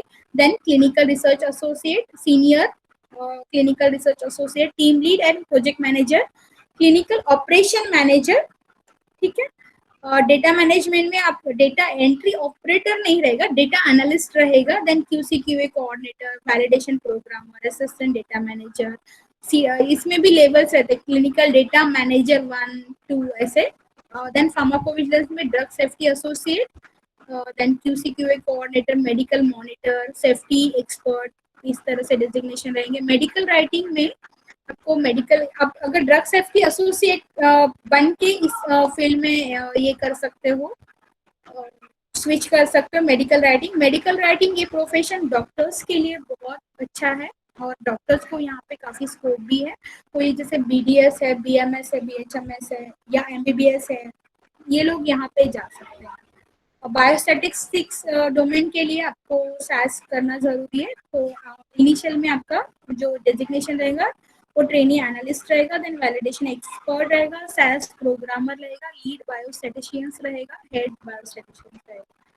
एवरी ऑर्गेनाइजेशन का बिजनेस डेवलपमेंट डिपार्टमेंट रहता है। क्लिनिकल रिसर्च इंडस्ट्री में हम बीडी बोलते हैं, तो ये भी बहुत अच्छा डोमेन है जहाँ पे काफी अच्छा अर्न कर।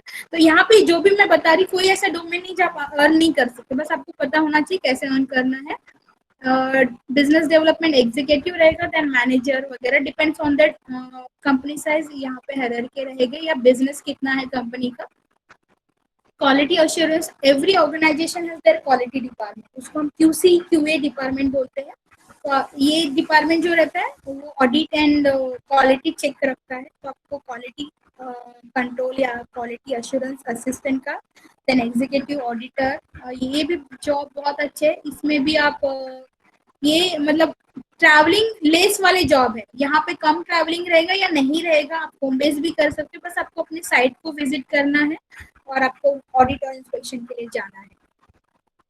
और रेगुलेटरी में जैसे मैंने बताया एग्जीक्यूटिव, देन मैनेजर, इस तरह से पोजीशन रहेंगे। इवन तो यहाँ पे मैंने एनएबीएच एसेसर का भी नहीं बनाया, आप एनएबीएच एसेसर भी बन सकते हो। मेडिकल अफेयर्स, ये भी जो फील्ड है ये डॉक्टर्स के लिए बहुत अच्छा फील्ड है। ये लोग के मेडिकल मॉनिटर्स रहते हैं, जब भी कोई ऐसे ही होता है साइट में, सीरियस एडवर्स इवेंट होता है, उनको मॉनिटर करने का, लाइक मैंने जो मेडिकेशन लिखे हैं वो राइट है क्या, उनके नेम प्रॉपर लिखे, उनका जेनरिक नेम, उनका ब्रांड नेम वो सही है क्या, उसका जो ट्रीटमेंट किया था वो है क्या, फिर ऐसे ही को कंपनसेशन देते वक्त हाँ ये रिलेटेड, जैसे मैंने एज ए इन्वेस्टिगेटर मैंने ये किया है कि हाँ ये रिलेटेड है ड्रग से या नहीं रिलेटेड, सो मैंने जो जस्टिफिकेशन दिया है that will be the right और रॉन्ग, ये चीज देखते हैं मेडिकल अफेयर्स में। तो ये भी डॉक्टर्स के लिए या जो लोग एमफार्म फार्माकोलॉजी है उनके लिए ये फील्ड बहुत अच्छा है। मेडिकल राइटिंग में, मेडिकल अफेयर्स में एमफार्म फार्माकोलॉजी या डॉक्टर्स ने जाना चाहिए। क्लिनिकल ऑपरेशन में कोई भी जा सकता है, बहुत अच्छा फील्ड है, आप बहुत अच्छा कमा सकते हैं, आराम से जॉब रहता है, बहुत बहुत ज्यादा भी ट्रैवलिंग कर सकते हो अगर आप में कैपेसिटी, और वैसे कमा सकते हो, नहीं करना है तो कम ट्रैवलिंग में भी आप कमा सकते हो, ये ऐसा फील्ड है। डेटा मैनेजमेंट में आपको कंप्यूटर स्किल्स बहुत रिक्वायर्ड है और ये ऑफिस जॉब रहेगा या होम बेस भी रहे, दोनों मिक्स रहेगा इसमें। पीवी में भी कुछ कंपनीज देती है जनरली होम बेस, बट ये होम बेस नहीं ऑफिस बेस्ड जॉब रहेगा। पीवी की चीजें बताती हूँ, पीवी में शिफ्टिंग होते हैं, ठीक है, तो आपका जो शिफ्ट रहेगा वो मे बी कभी नाइट शिफ्ट भी हो सकता है। तो जो लोग नाइट शिफ्ट करने के लिए रेडी, मे भी नहीं मैक्सिमम टाइम, क्योंकि जो प्रोजेक्ट्स होते हैं ये हमारे स्पॉन्सर वगैरह जो सारे हैं वो यूएस या फिर यूरोपियन कंट्रीज के हैं या अगर बाहर की भी कंट्री है, तो मेरा टाइमिंग वो फॉलो नहीं करेंगे, हमें इंडियंस को उनका टाइमिंग फॉलो करना है। तो डिपेंड्स ऑन कौन सी कंट्री का प्रोजेक्ट है, लाइक चाइना का है तो चाइना का जो टाइमिंग, हम जितना उनसे आगे पीछे जैसा भी है हम लोगों को उनके टाइमिंग के हिसाब से वर्क करना पड़ता है। तो मैक्सिमम टीवी में हमेशा आपका प्रोजेक्ट चेंज होता जाएगा, आपके शिफ्ट चेंज होते रहेंगे। तो शिफ्ट कैसे रहते हैं, मॉर्निंग 6 का शिफ्ट रहेगा, वहां से 8 आवर्स, देन दोपहर में 12 बजे का रहेगा, देन वहां से 8 आवर्स, देन 3 o'clock का रह सकता है या 4 o'clock का रहेगा, वहां से 8 आवर्स, रात के 12 बजे से फिर 8 आवर्स। तो इस तरह से इसमें शिफ्टिंग रहता है।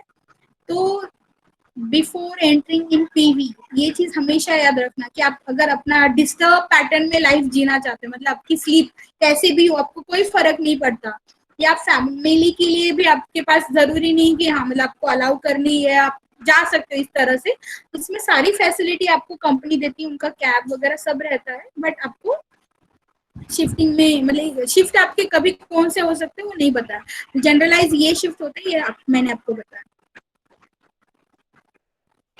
अभी तक का समझ में आया? किसी को कोई क्वेश्चन है? स्क्रीन नहीं दिख रहा है अनका मेरा?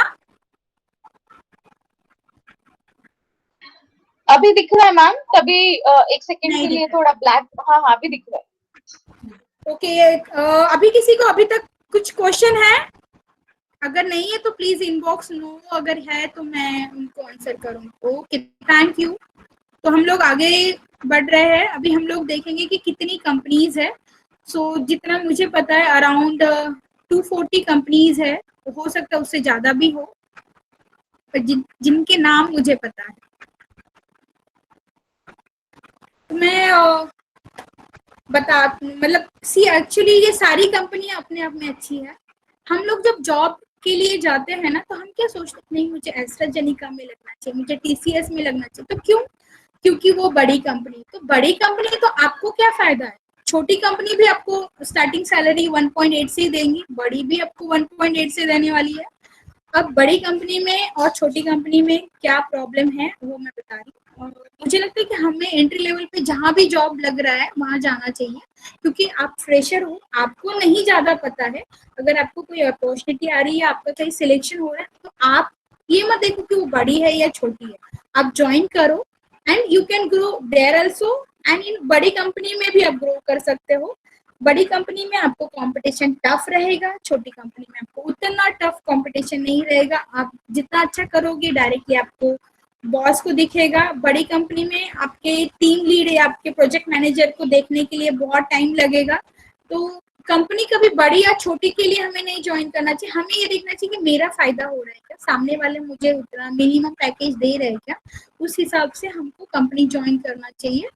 कंपनी बड़ी और छोटी कैसे रहता है? जिसका बिजनेस सबसे ज्यादा रहता है या जो लीड कर रहा है, और वो जो लीड करने का जो क्राइटेरिया है कि किसका टर्नओवर कितना ज्यादा है, तो वो कंपनी के लिए बड़ी छोटी ठीक है। तुम्हारे लिए तो कंपनी कंपनी है। तुम कोई भी कंपनी में जाओगे और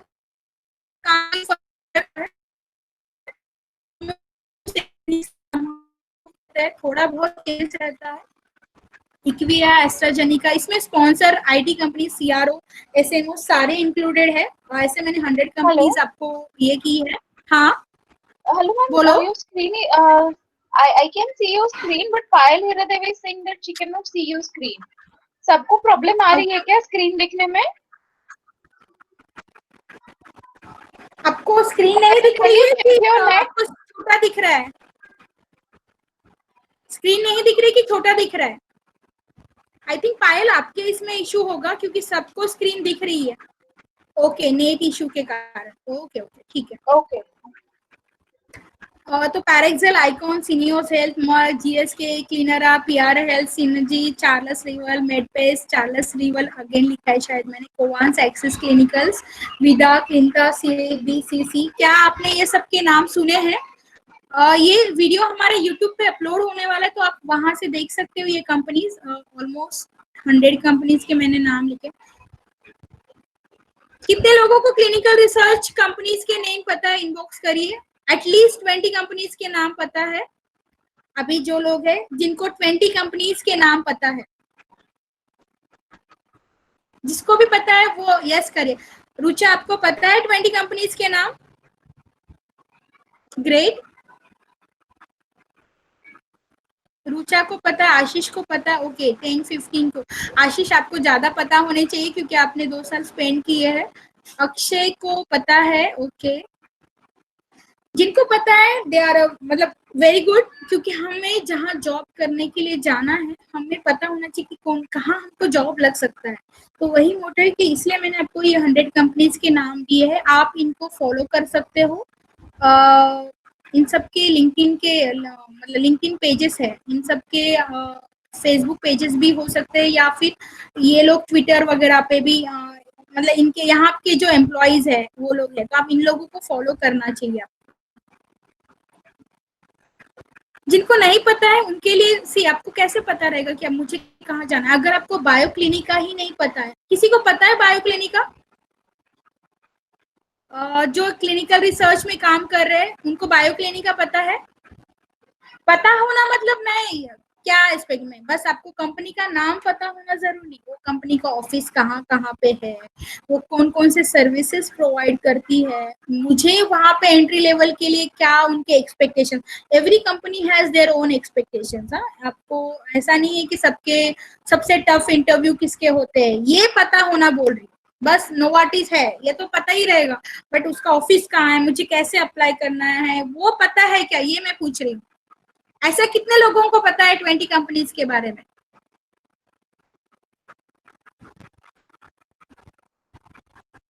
आर यू लिसनिंग मी? ऐसा कितने लोगों को पता है? अगर ऐसा पता है तो यस लिखिए।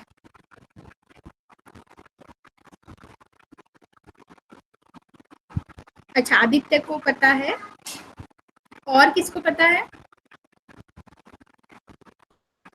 सो this is the major reason that अभी तक आपको अगर जॉब नहीं लगा या आप फाइंड आउट नहीं कर पा रहे हो। मेरा ऐसा कहना है जो भी इंसान मतलब अभी जैसे आप ग्रेजुएशन में हो और आप मतलब ग्रेजुएशन लास्ट ईयर में हो और अभी आपको जॉब करना है समझ लो, या आप पोस्ट ग्रेजुएशन करके करना है, तो आपका पोस्ट ग्रेजुएशन का आपका अभी लास्ट सेम है, तो आपके हाथ में अभी जॉब होना चाहिए what ever may be the situation. तो उसके लिए आपका जो गोल है वो रेडी था क्या? तो आप सोचो, हम आगे देखेंगे। तो what is career?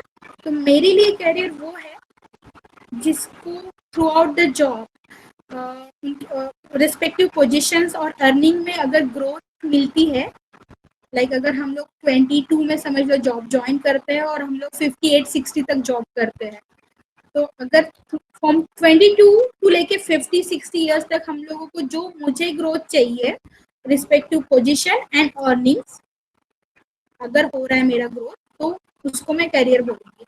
The progress in job place with respective position and earning by individual through out his her life time. तो अभी ऐसा है, कोर्स करने के बाद भी हमको क्यों नहीं जॉब लगते हैं?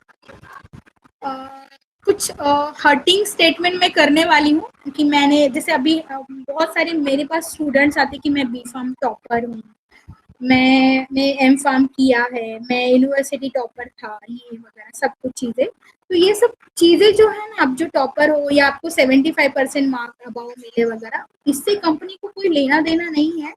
हाँ, ये ठीक है कि आप एक फार्मेसी ग्रेजुएट हो या पोस्ट ग्रेजुएट हो, उससे उनको लेना देना, मतलब वो उनका एक क्राइटेरिया रहेगा आपको इंटरव्यू अटेंड करने के लिए, नॉट फॉर अ जॉब देने के लिए। आप आपके डिग्री से या आपके जो भी क्यूरिकुलम आपने किया है उससे आप बस इंटरव्यू अटेंड करने के लिए एलिजिबल हो। सो ये जो भी प्राउड वाली चीजें आपके दिमाग में है वो बस कॉलेज तक ही है। योर मार्क्स मतलब आपके जो मार्क्स है वो कहीं मैटर नहीं करेंगे। अगर आप इंटरव्यू में जा रहे हो, आप 75% स्टूडेंट हो या आप यूनिवर्सिटी टॉपर हो, तो आप ये भी देखोगे कि उन्होंने आपको रिजेक्ट किया है और आपके साथ जो बंदा एवरेज था जिसको 50-60 में मार्क्स मिले हैं उसको जॉब मिला है, तो आप बोलते हो हाँ उसने लगा है। तो ऐसा नहीं रहता है, लगे पे जॉब लगते हैं बट इतने भी नहीं लगते हैं और कोई आप लॉन्ग लास्टिंग करियर नहीं बना सकते हो। तो क्यों हम जॉबलेस रहते हैं? तो फर्स्ट रीजन मैंने आपको बताया कि आपका जो भी डिग्री है, आप अगर ये सोच रहे हो कि मैं टॉपर हूँ तो मुझे जॉब लग जाएगा, तो ये निकाल दो। उस बेसिस पे आप बस इंटरव्यू अटेंड कर सकते हो, ठीक है। सिलेक्शन के लिए क्लिनिकल रिसर्च इंडस्ट्री एक नया कॉम्प्लेक्स मल्टीटास्किंग, बहुत सारा मतलब नॉलेज होना चाहिए क्योंकि बहुत सारे मल्टीटास्किंग वर्क्स होते हैं। तो ये सब चीज़ें अगर आपको नहीं पता होंगी तो आपको जॉब नहीं लगेगा। इंडिपेंडेंट वर्क अगर आप जाके नहीं कर सकते हॉस्पिटल में या SMOs में या कंपनीज में या ऑफिस में, तो भी आपको जॉब नहीं लगेगा। आपको सोर्स राइटिंग मतलब आपका कम्युनिकेशन रिटन इंग्लिश अच्छा नहीं होगा, आप टेंस में अगर मिस्टेक कर रहे हो तो भी आपको जॉब नहीं लगेगा। इवन PV में नरेटिव राइटिंग को बहुत इम्पोर्टेंस दिया जाता है, तो वहाँ भी आपका अगर आपको एम वॉज वेयर कब यूज करना है नहीं समझ में आ रहा है तो आपको नहीं लगेंगे job. English is globally accepted language और हम लोग क्लिनिकल रिसर्च इंडस्ट्री में रियल में ग्लोबली कनेक्टेड है। मुझे नहीं पता रहेगा कि मुझे कब कौन से कंट्री के कौन से बंदे का कॉल आएगा।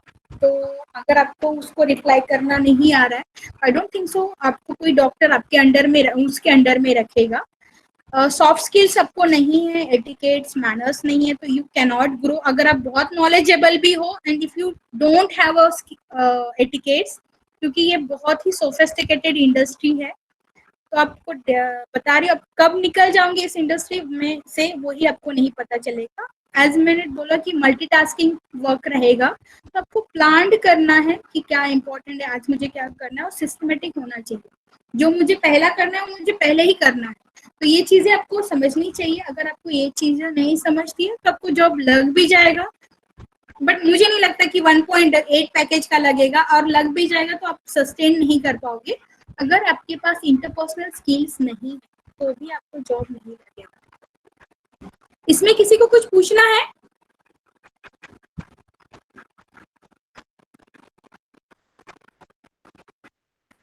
किसी को कुछ पूछना है अभी तक? अभी ये जो स्लाइड, क्यों आपको जॉब नहीं लगते हैं?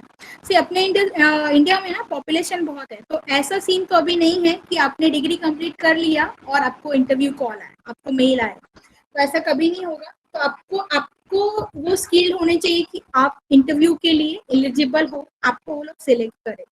तो मैंने एक तो क्राइटेरिया बताया कि आपका डिग्री है और आपका पोस्ट ग्रेजुएशन आपको बस एलिजिबल बनाता है इंटरव्यू अटेंड करने के लिए। सिलेक्शन आपका इस बेसिस पे नहीं होगा।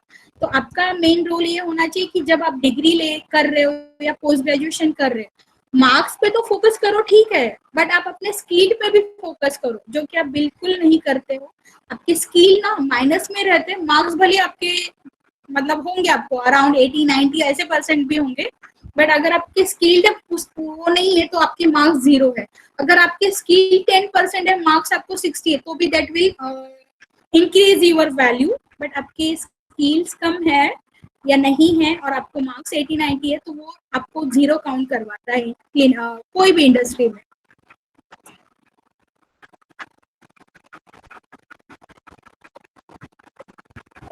Clinical industries क्या क्या है यार? Yes ma'am, I know, but new thing I found in your slides is that I never heard about some. Okay, ma'am your voice is breaking.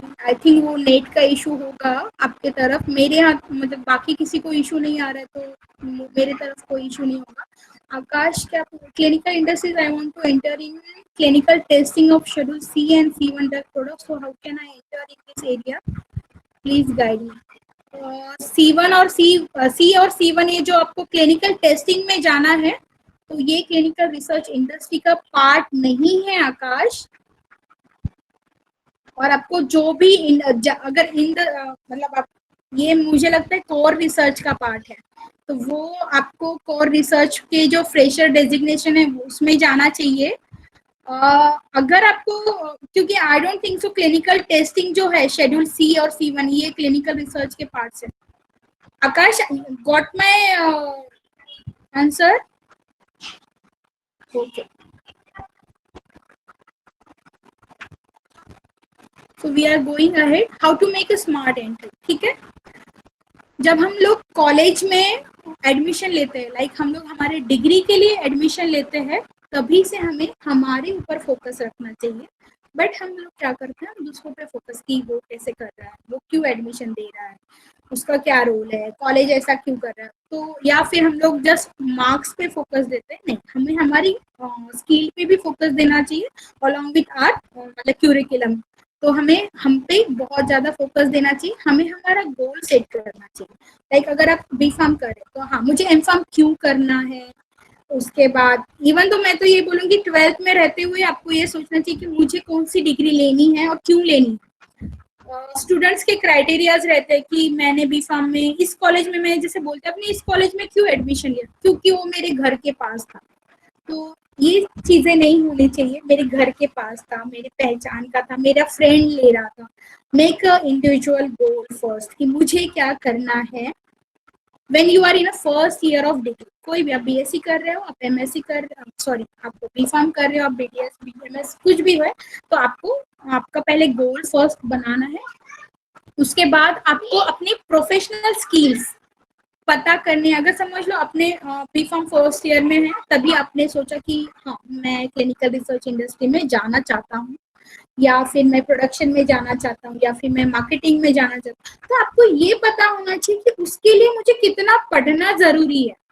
ठीक है, तो उसके बाद आपको ये सारी चीजें आपको कहाँ से पता चलेगी, आपके सीनियर से पता चलेगी, कोई रिलेटिव जो आप उस मतलब डोमेन में, लाइक अगर आपका कोई फ्रेंड या कोई रिलेटिव क्लिनिकल रिसर्च इंडस्ट्री में है और काफी सालों से वहाँ पे काम कर रहे हैं, तो वहाँ पे आपको या इंडस्ट्री एक्सपर्ट से आपको फर्स्ट ईयर से पूछना शुरू करना है, मतलब पता करना शुरू करना है कि अपने प्रोफेशनल स्किल्स और उसके लिए कौन से, लाइक अगर आप मार्केटिंग में जाते हो तो कौन से स्किल रिक्वायर्ड है वो पता करना आपको जरूरी। तो ये सारी चीजें आप सीनियर्स, रिलेटिव्स या इंडस्ट्री एक्सपर्ट से पूछ सकते हो, बट उन्हीं से पूछना जो उस इंडस्ट्री में अच्छा पोजीशन पे है और अच्छा अर्न कर रहे हैं। अब होता कि आप पूछते किसको है, किसको जो कुछ कर नहीं रहा या जिस जो ऑलरेडी फ्रस्ट्रेटेड है, तो वो कैसे, आप मार्केटिंग के बारे में अगर आप पूछोगे यार कैसा फील है, अच्छा है क्या, मैं करूँ, वो नहीं यार मत कर यार, बहुत परेशान होता हूँ मैं, क्या वो डॉक्टर तो रिस्पेक्ट करता नहीं है और ऐसा है वैसा, वो फलाना फलाना 50 चीजें आपको बताएगा, आप इतने डीमोटिवेट हो जाते हो। तो मैं आपको ये सजेस्ट करना चाहूंगी, जिसको भी पूछना है जिसने उस इंडस्ट्री में कुछ अचीव किया है, जिसका नाम है, ऐसे सीनियर्स को ही आपको पूछना है। तो जैसे आज के डेट में लोग बोलते हैं मार्केटिंग बहुत अच्छा फील्ड नहीं, डॉक्टर रिस्पेक्ट नहीं करते वगैरह, ऐसा नहीं है। मैंने 3 इयर्स मार्केटिंग किया था, आज भी वो डॉक्टर के पास जाती हूँ तो वो मुझे पहचानते हैं, उनके साथ उनके चेम्बर में मैं आराम से बैठ के बातें कर सकती हूँ उनसे।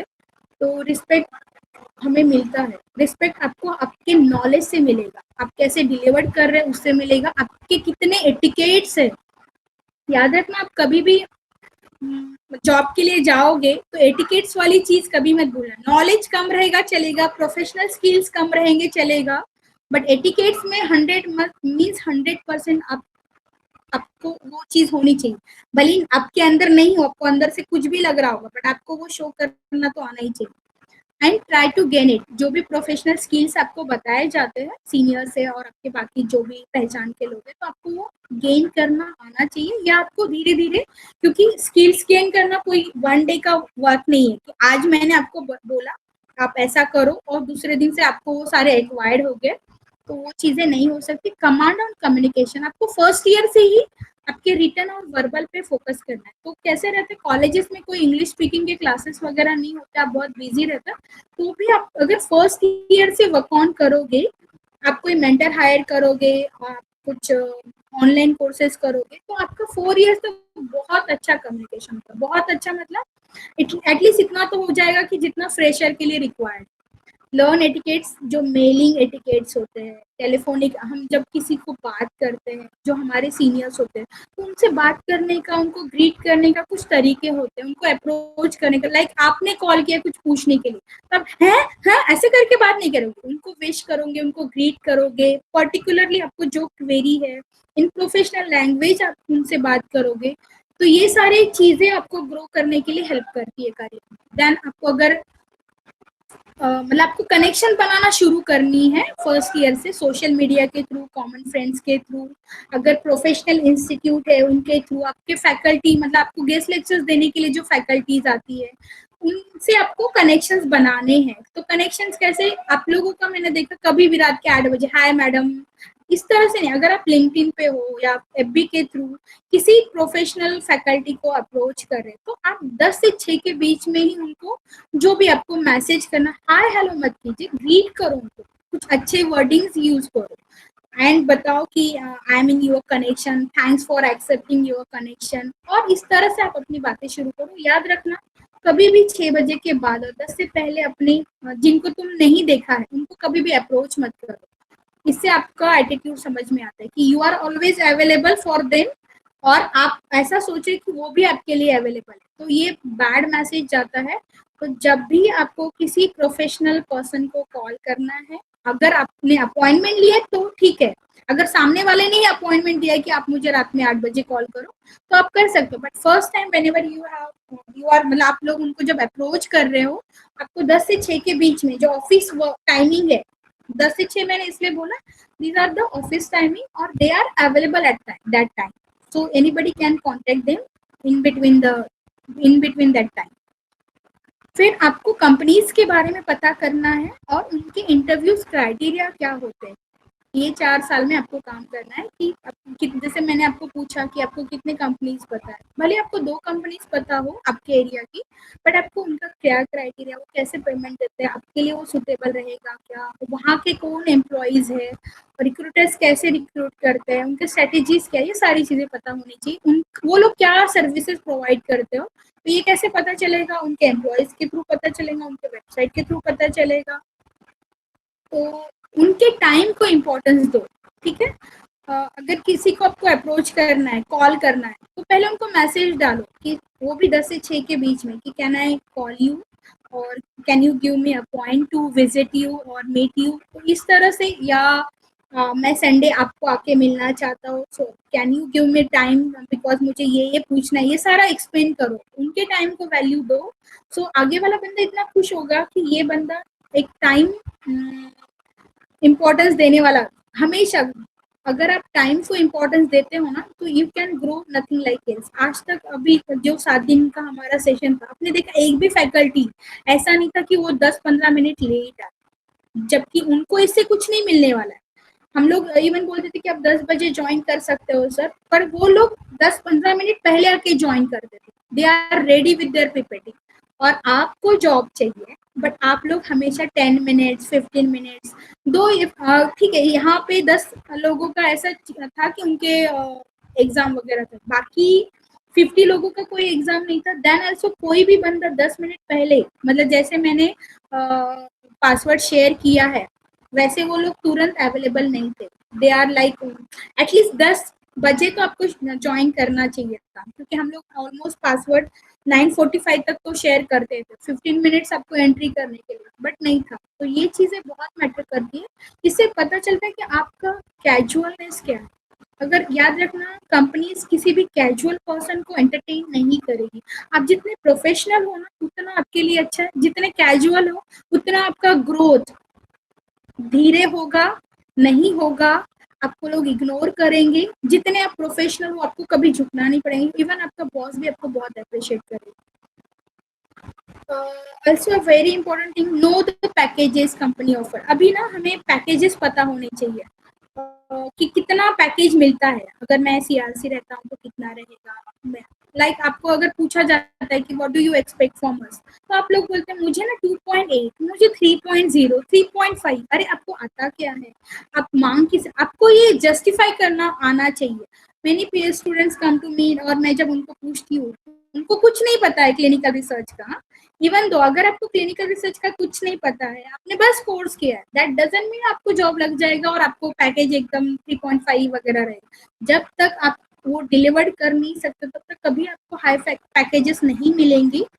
तो आपको ये चीज हमेशा याद। इससे क्या दिखता है पता, आपका जो ये अनप्रोफेशनल बिहेवियर, कि आप कुछ भी मुंह में आया आपने बोल दिया, या जो आपके खर्चे होंगे आपको उतना पैकेज है, जो कुछ भी, या आप कितने इल मैनर्ड हो, आपको कुछ आप दे तो कुछ नहीं पा रहे हो और आप बोल रहे मुझे इतना पैकेज चाहिए। जस्ट बिकॉज आपने डिग्री लिया है, आपने पोस्ट ग्रेजुएशन किया है, या आपने पीएचडी किया है, इसलिए कंपनी आपको क्यों पे करे? नहीं, आप जब उस कंपनी का उतना काम, जब आप 2-3 लाख का काम कर रहे हो किसी कंपनी का ना, तो वो आपको 10-15 हजार देंगे। आप 20-25 लाख का काम कर रहे हो तो 15 से 20 में देंगे। तो ये याद रखो, आपका 10 टाइम्स आपको काम करना है उनका, तब उसका 1 टाइम आपको मिलेगा। बी एक्सट्रोवर्ट, स्मार्ट और स्किल्ड पर्सन। तो अगर आप इंट्रोवर्ट हो तो भी आप प्रोफेशनल लाइफ में आपको एक्सट्रोवर्ट होना चाहिए, आपको स्मार्ट होना चाहिए। ये सारी जो स्मार्टनेस, ये नॉलेज से आता है, टाइम से आता है, लोगों को आप कितना इम्पोर्टेंस देते हो उससे आता है, आपको कम्युनिकेशन से आता है, आप कितना वेल ऑर्गेनाइज हो उससे आता है। तो ये स्मार्ट एंट्री मैं इसको बोलूँगी। अगर आप में ये सारी चीज़ें आपने आपके 4 साल में अगर कर लिया, तो आपको ग्रो करने के लिए कोई नहीं रोकेगा। बट आपने ये सारी चीजें नहीं किया, अब होता क्या, स्टूडेंट्स नहीं करते हैं, ठीक है। एंड जब अब उनका पोस्ट ग्रेजुएशन हो जाता है, फिर उनका फ्रेंड नहीं, मतलब जैसे उनका ग्रेजुएशन होता है, फिर उनका फ्रेंड पोस्ट ग्रेजुएशन करता है, तो वो भी या मम्मी पापा बोलते हैं, जो कुछ भी रीजन होंगे, वो लोग पोस्ट ग्रेजुएशन भी कर लेते हैं, अब उनके पास ये स्किल तो नहीं है, then they are hunting for job. तो क्या होता है, जॉब तो नहीं मिलता है, देन डिप्रेशन आता है, फिर हम बोलते हैं यार मेरे पास रेफरेंसेस नहीं है मुझे। तो ये सब चीज़ों की कोई ज़रूरत नहीं, इवन दो आपको कॉलेज या आपको जो प्रोफेशनल इंस्टीट्यूट है उनकी भी ज़रूरत नहीं रहेगी, अगर आपने ये स्किल एक्वायर किया, आपने नॉलेज लिया प्लस आपने ये स्किल एक्वायर किया, मतलब आपने डिग्री कंप्लीट किया, आपने कोई प्रोफेशनल कोर्स किया, अपने कम्युनिकेशन में कमांड लाया और आपने कंपनीज के बारे में पता किया, तो आपको किसी की भी जरूरत थ्रू आउट आपके प्रोफेशनल लाइफ में नहीं रहेगी। यू कैन ग्रो, और आपको आपके बॉस, आपके जो भी अराउंड कलीग है, वहां पे हमेशा अप्रिसिएशन ही मिलेगा। तो जब भी आप जहाँ पे भी जाओगे बस सेटल डाउन मत हो जाना, ये रहेगा स्मार्ट। किसी को कुछ पूछना है इसमें? If you don't want to ask, then just inbox no. Anybody wants to ask anything? Just inbox no. Okay.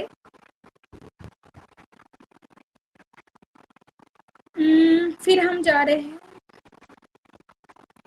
अभी कौन ये कोर्स कर सकता है या कौन इस इंडस्ट्री में आ सकता है? तो BSc, MSc, nursing, BDS, MDS, MBBS, MD, BHMS, BMS, M Pharm, B Pharm, वो मुझे एमडीएस मतलब जिन्होंने पोस्ट ग्रेजुएशन इन डेंटिस्ट्री किया है वो लोग, और BMS, BHMS, M Pharm, B Pharm, ये सारे लोग आ सकते हैं। आपने कब, मुझे आज तक ना किसी ने ये क्वेश्चन नहीं पूछा कि मैम जैसे बीएससी वाला भी एक कोर्स करेगा, नर्सिंग वाला, तो सबके लिए सेम रहेगा क्या? तो सबके लिए सेम नहीं रहता है, नहीं रहना चाहिए। उसके लिए मैं आगे के स्लाइड में आपको बताऊंगी कि बीएससी वालों ने कौन सा ट्रेनिंग करना चाहिए, एमएससी वालों ने कौन सा करना चाहिए। अगर बीडीएस है तो जैसे मैंने जॉब्स के बारे में बताया कि डॉक्टर्स के लिए कौन सा अच्छा है, अगर एम फार्म हो तो कौन सा अच्छा है, अगर आप जस्ट बी फार्म हो तो आपको क्या करना चाहिए, आपका करियर कैसे शुरुआत करना चाहिए, स्टूडेंट की रिस्पॉन्सिबिलिटी क्या होनी चाहिए। सबसे पहले तो मैं यही बोलूँगी, पैकेजेस, मनी या सक्सेस कि मुझे जॉब लगना चाहिए ऐसा वगैरह, इसके पीछे मत जाओ, आप एक्सेलेंस को प्रेफरेंस दो, आपको ऑटोमेटिकली सक्सेस मिल जाएगा। मैंने कभी ये नहीं सोचा कि मैं इतना पैकेज का ही जॉब करूँगी। जहाँ भी मैंने जॉब किया मेरा ये था कि मैं नंबर 1 करूँ, परफेक्ट करूँ, मेरे बॉस को मुझे देखने की जरूरत नहीं पड़ेगी, ऑब्वियस वो मुझे ऑटोमेटिकली प्रमोट करेगा ही करेगा। Do not be like a helicopter person, ये चीज सबसे वर्स्ट है, और मैक्सिमम कंपटीशन इन्हीं लोगों को फेस करना पड़ता है। हेलीकॉप्टर पर्सन जो होते हैं उनका कैसे रहता है, इतना स्पून फीडिंग की आदत रहती है उनको, जब तक बॉस बोलेगा नहीं कि ये फाइल यहाँ से उठा के वहां रखो, ये डेटा एंट्री करो, ये पेशेंट आने वाला है, आज ये कॉल करो, इसको बोलो, ये तो हमें क्या लगता है कि मैं कितना अच्छा काम कर रहा हूँ, मेरा बॉस मुझे वो इंस्ट्रक्ट कर रहा है और मैं वो सुन रहा हूँ। तो ये जो लोग करते हैं ना, बॉस के नजरों में इनकी कोई वैल्यू नहीं रहती। इसमें तो काम बॉस ही कर रहा है, आप बस उनको फॉलो कर रहे हो, आप उनके लिए एक क्या हो, एक वर्किंग वन मोर हैंड हो। लाइक मैंने क्यों रखे एम्प्लॉय, क्योंकि मैं 2 हाथों से या एक, मतलब मेरा वो लिमिटेशन है, मैं काम नहीं कर सकती, इसलिए मैंने और 4 लोगों को रखा। आप काम उसके लिए कर रहे, आप अपना दिमाग तो कुछ यूज नहीं कर रहे, तो आप चले जाओगे, आपके बदले में कोई दूसरा आएगा तो उसको वैसे भी कोई फर्क नहीं पड़ेगा। तो जो आप अपना जो इंटेलेक्चुअल लेवल है वो अगर आप जॉब में यूज नहीं कर पा रहे हो तो आप हेलीकॉप्टर पर्सन हो, जिसकी कोई वैल्यू ऑर्गेनाइजेशन में कभी नहीं रहती। आप रिजाइन करना चाहोगे, बॉस एकदम खुशी खुशी एक्सेप्ट करेंगे, क्योंकि क्या होता है, जैसे जैसे आप एक कोई ऑर्गेनाइजेशन में डे स्पेंड करते हो तो आपको सैलरी एटलीस्ट 1000 से उसको बढ़ाना ही पड़ता है। तो 5 साल आपने जॉब किया, आपका 20-25 हजार सैलरी हो, वर्क आप वही, मतलब एक वन मोर वर्किंग हैंड हो आप बॉस के लिए, उसके सिवा ज्यादा कुछ नहीं। तो उसको 25,000 आपको देने से वजह कोई और एक नया वर्किंग हैंड और ढूंढ ला सकता है, जिसको उसको फिर से 15,000 देना पड़ेगा, एंड तो और अच्छे से उसका सुनेगा। तो ये कभी मत बनो। Observe, think and make your own right decision in your organization. वो राइट होने चाहिए, ऐसा नहीं कि आप गलत डिसीजन लोगे तो वो तो और वर्स्ट रहेगा, फिर तो आपको कंपनी से निकाल दिया जाएगा। तो ऐसे इंसान बनो कि खुद में वो चीजें हो कि आप कंपनी के लिए कुछ स्ट्रेटेजी बना रहे हो जो कि कोई सोच नहीं सकता। आप इतने वेल प्लानर हो कि बॉस को आपके पास आने की, आपके डॉक्यूमेंट देखने की जरूरत नहीं पड़ रही है, आप खुद ही उसके टीम को भी हैंडल कर रहे हो, जो उसका काम है वो भी आप कर रहे हो, तो ऐसे पर्सन बनो। The degree is just way to enter in respective industry. जैसे मैंने आपको बताया, आपका डिग्री है जो जिस पे आपको बहुत प्राउड है, वो एक बस पीस ऑफ पेपर है जो आपको इंटरव्यू अटेंड करने के लिए एलिजिबल बनाती है। आपको पता भी है इंटरव्यूज में होता क्या, पहले आपका सीवी देखा जाता है जिस पे आप बिल्कुल वर्क ऑन नहीं करते हो। सेकेंड थिंग, आपको असेस किया जाता है जो आपकी ठीक है आप करते हो नहीं करते हो, एंड देन अगर आप कंपनी को लगता है कि आपको सिलेक्ट करना है तो वो क्या बोलते हैं, ठीक है सबमिट करो आपके डॉक्यूमेंट। वो ऐसा होता है 1-on-1 आपके डॉक्यूमेंट्स देख, अच्छा वो well done, you are done good in first year in this subject, ऐसे कभी किसी इंटरव्यू ने पूछा? स्टिल अभी तक आप ये चीज समझ नहीं पाए हो कि आपका डिग्री का क्या वैल्यू है और आपका क्या वैल्यू है। तो मैं यही बोलूंगी कि डिग्री के पीछे मत पड़ो। इवन दो ऐसे बहुत सारे लोग मैं आपको बताऊंगी जिनके पास डिग्री नहीं है but they are excel in their life, मतलब जितना पैसा वो कमा रहे तो शायद हम लोगों के पास डिग्री होने के बाद भी हम नहीं कमा सकते, और वो इतने इंटेलिजेंट और इतने इंटेलेक्चुअल है कि जो वो लोग कर रहे हैं वो हमने हमारे डिग्री से भी नहीं कर सकते। तो give importance to skill knowledge, वो डिलीवर करने में आना चाहिए। ये सारी चीज़ों को फर्स्ट ईयर से ही जान, इसमें बहुत सारे स्टूडेंट फर्स्ट ईयर के भी हैं, तो उनके लिए ये अभी एक लेसन होना चाहिए कि उन्होंने अभी अपने आप को कैसे ग्रो। ऐसा नहीं कि आज जो मैंने बोला है अगर आप आज से वर्क ऑन करोगे ना, आपका आगे वाला लाइफ इतना ईज में जाएगा, आपको जॉब ढूंढने में जो तकलीफ होती है ना वो बिल्कुल नहीं होगी।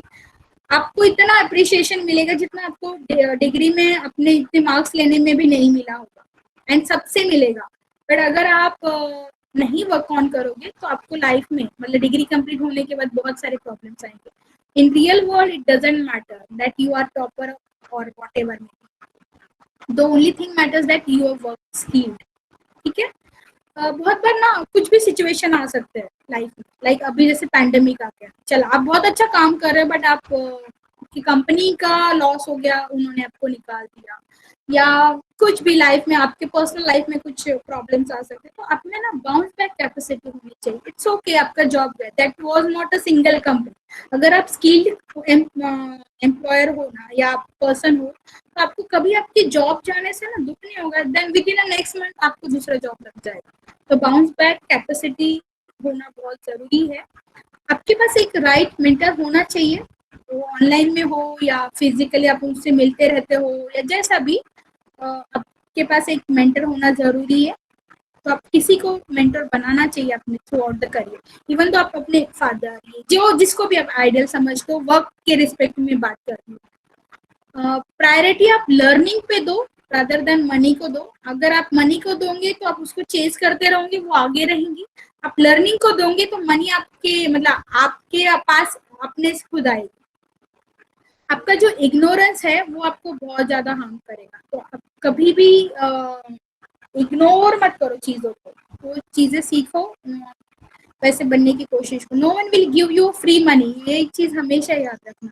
आप कितना भी पैसा कमा सकते हो, कुछ मतलब जो चाहिए वो अचीव कर सकते हो, बट वो आपको फ्री में नहीं मिलेगा। आपका पोजीशन, आपका money, for that you have to pay. तो आपको क्या पे करना है वो आपको सोचना है। अगर आप अपने वर्किंग आवर्स पे करना चाहते हो, मतलब इंटेलिजेंस जो भी आपका स्मार्ट वर्क, ये आपको देना पड़ेगा तभी आपको पैसा मिलेगा। So way to build up CR clinical research knowledge और करियर, कैसे हम लोग इसमें बिल्ड कर सकते हैं? तो बेस्ट वे रहेगा कि जॉइन रिस्पेक्टिव कोर्सेस। मैं इसलिए बोलूँगी कि अगर आप कहीं जा रहे हो, लाइक जैसे मैंने आपको ऑप्शन दिया कि आप किसी इंस्टीट्यूट में या हॉस्पिटल में जाओ या कोई आपका रिलेटिव, वो आपको बिठा के एवरीथिंग नहीं बता पाएगा। अगर हाँ बता रहा है तो फिर तो वेल एंड गुड है, फिर तो आपको कुछ पूछना, लाइक आपको कोई ब्रदर ही है और आपको वो सारे नोट्स 1 by 1 समझा रहा है और वो आपको अच्छे से नॉलेज दे रहा है, तो मैं ये बोलूंगी नहीं कि आपको सर्टिफिकेट की जरूरत रहेगी, आपको नॉलेज चाहिए। तो आप अगर वैसा कोई बंदा आपके लाइफ में है तो आप कोर्सेज मत ज्वाइन करो, बट बेस्ट वे, क्योंकि वो कोर्सेज में आपका पर्सनालिटी डेवलपमेंट होगा, आपको इंटरव्यू स्किल्स बताई जाएगी, आपकी सीवी मेकिंग हो जाएगा, आपको कंपनीज के बारे में बताया जाएगा, आपको कैसे जाना है, वो जो इनिशियली आपको हेल्प चाहिए होती है वो सब मिल जाएगी। और इससे क्या होता है, आपका टाइम से होगा, आप बहुत सारे लोग लास्ट ईयर से ये सोच में कि हाँ मुझे जॉब लग जाए, ऐसे सोच में मत रहो कि आपको जॉब मिल जाएगी। कैसे मिलेगी? आपने क्या हद पैर हिलाया है जो आपको जॉब मिलेगी? तो मतलब मेरा ये कहना है कि आपको इस तरह से कोर्सेज करनी ही चाहिए थ्रू आउट, मतलब 4 इयर्स में। लाइक कम्युनिकेशन का कोर्स करना चाहिए, पर्सनालिटी डेवलपमेंट का कोर्स करना चाहिए, how to increase other skills like etiquettes, mailing etiquettes है, इंटरव्यू एटिकेट्स है, अटायर पहनने के एटिकेट्स है। कहाँ मतलब बहुत सारे लोग ऐसे होते हैं बहुत इंटेलिजेंट, कहाँ कैसे कपड़े पहनना वही उनको नहीं समझता। लोगों को बात करने का, इवन दो लंच और डिनर करने का जो ये कोर्सेज करो ऐसा नहीं बोलूंगी, बट करोगे तो बहुत अच्छा है। बिकॉज बहुत बार क्या होता है हम लोग इन्वेस्टिगेटर मीटिंग में जाते हैं, वहाँ पे सब फॉरेनर्स वगैरह होते हैं, वो फोक से वगैरह खाते हैं एंड आपको आता ही नहीं, तो ये सब भी आपको लोगों को ग्रीट करना नहीं आता है। सो इससे क्या होता है आप लोग आगे आगे नहीं रहते, आप पीछे पीछे रहते हो। तो ये सब चीजें करनी चाहिए, तो इसको कितना भी पैसा लगा या ये सीखना चाहिए। ये नहीं आपको कैसे भी ये सब चीजें सीखनी है, आपको कैसे सीखना है वो आप पे डिपेंड रहेगा। तो अगर आप ये सब सीखते हो तो you can grow nothing like else. Second third रहेगा, if you have time to invest और other than waste, you can join some organisation for free learning. तो आपके पास अगर टाइम है बहुत ज्यादा, मतलब मेरे लिए ऐसा है कि मेरे लिए टाइम बहुत प्रीशियस है, तो मैं कभी भी टाइम को इम्पोर्टेंस दूंगी। मेरा टाइम कम जाए चलेगा, मतलब कम जाना चाहिए, मेरा पैसा गया तो चलेगा। फ्री लर्निंग में क्या होता है, उसके पास जितना टाइम है, जब है जैसा है वैसा वो, और जिस उसको जितना नॉलेज है उतना ही वो आपको देगा। तो डिपेंड्स है, पर एटलीस्ट कुछ नहीं करने से अच्छा आप कर सकते हो, कहीं ज्वाइन हो जाओ। घर में बैठने से तो अच्छा है कि आपको ज्वाइन करना चाहिए। आप गेन करो नॉलेज सीनियर से, रिलेटिव से, फैमिली मेंबर्स और अदर जो भी रेफरेंसेस है, वेबिनार, सेमिनार, कॉन्फ्रेंसेस वगैरह। जिस भी प्रोफेशन में आपको जाना है या आपको सीआर में आना है, तो आपको इस टाइप के वेबिनार फर्स्ट ईयर से अटेंड करने चाहिए। ठीक है, आपको गूगल करना चाहिए कि आप जो हम लोग बता रहे हैं आप सही बता रहे हैं। आपको ऐसे यूट्यूब चैनल्स को फॉलो करना चाहिए, सो दैट आपको जब भी टाइम रहेगा आप देख रहे हो। आपको जब आपको फाइनल ईयर हो जाएगा या जब आपको पोस्ट ग्रेजुएशन हो जाएगा, आपको बहुत सारी चीजें पता चलेंगी उस इंडस्ट्री के बारे में। How to select perfect course. मेरे पास जितने भी बच्चे आते हैं ना, उनका फर्स्ट क्वेश्चन आता है, आप मुझे जॉब लगाओगे? अगर मैं हाँ मैं आपको जॉब लगाऊंगी, तो वो लोग कोर्स करने के लिए रेडी। अगर मैं एक्सप्लेन करूंगी ना, देखो आपको जॉब खुद ही लग जाएगा, इस इंडस्ट्री में जॉब है, आपको बस आपके स्किल रेज करने हैं, आपको नॉलेज लेना है, तो ये सब चीजें उनको फालतू लगती है। तो आप कैसे विश्वास कर सकते हो कि कोई आपको जॉब लगाएगा? मुझे लगता है हमें किसी पे विश्वास रख के हमारा करियर शुरू नहीं करना चाहिए। एंड आप अपने लिए इतना एफर्ट्स नहीं ले रहे हो, कोई दूसरा बंदा आपके लिए क्यों एफर्ट्स लेगा? तो आपका जो ये इंटेलेक्चुअल लेवल है ना, ये आपको बढ़ाना चाहिए। जो भी इंस्टीट्यूट आपको ये बोलता हाँ मैं आपको जॉब लगाऊंगा, ये कोर्स कर लीजिए, आपको इतना पेमेंट में दिलवा के रहूंगा, तो ये सब फेक है। कोई भी कंपनी आपको क्यों लेंगे अगर आपके पास वो सारी चीजें नहीं। तो ऐसे कोर्सेज लगाना जहाँ पे वो आपको बोल रहे कि हम आपको नॉलेज देंगे, आपकी स्किल्स बढ़ाएंगे, आप पे ऐसा वर्क ऑन कराएंगे, हमारा ये प्रोसेस है। तो ये चीजें आपको पूछनी चाहिए।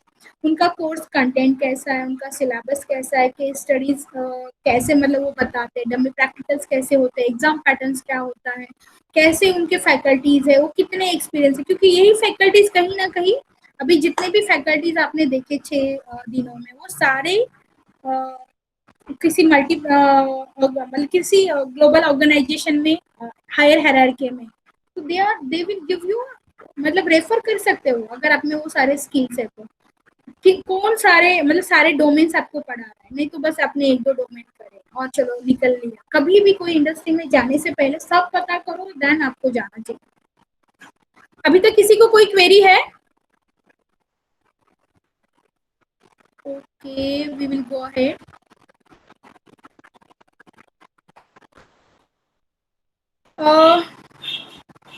आपको परफेक्ट कोर्स कैसे, जैसे मैंने बोला यहाँ पे बीएससी से लेके बीडीएस बीएमएस वगैरह भी कोर्सेज कर सकते हैं।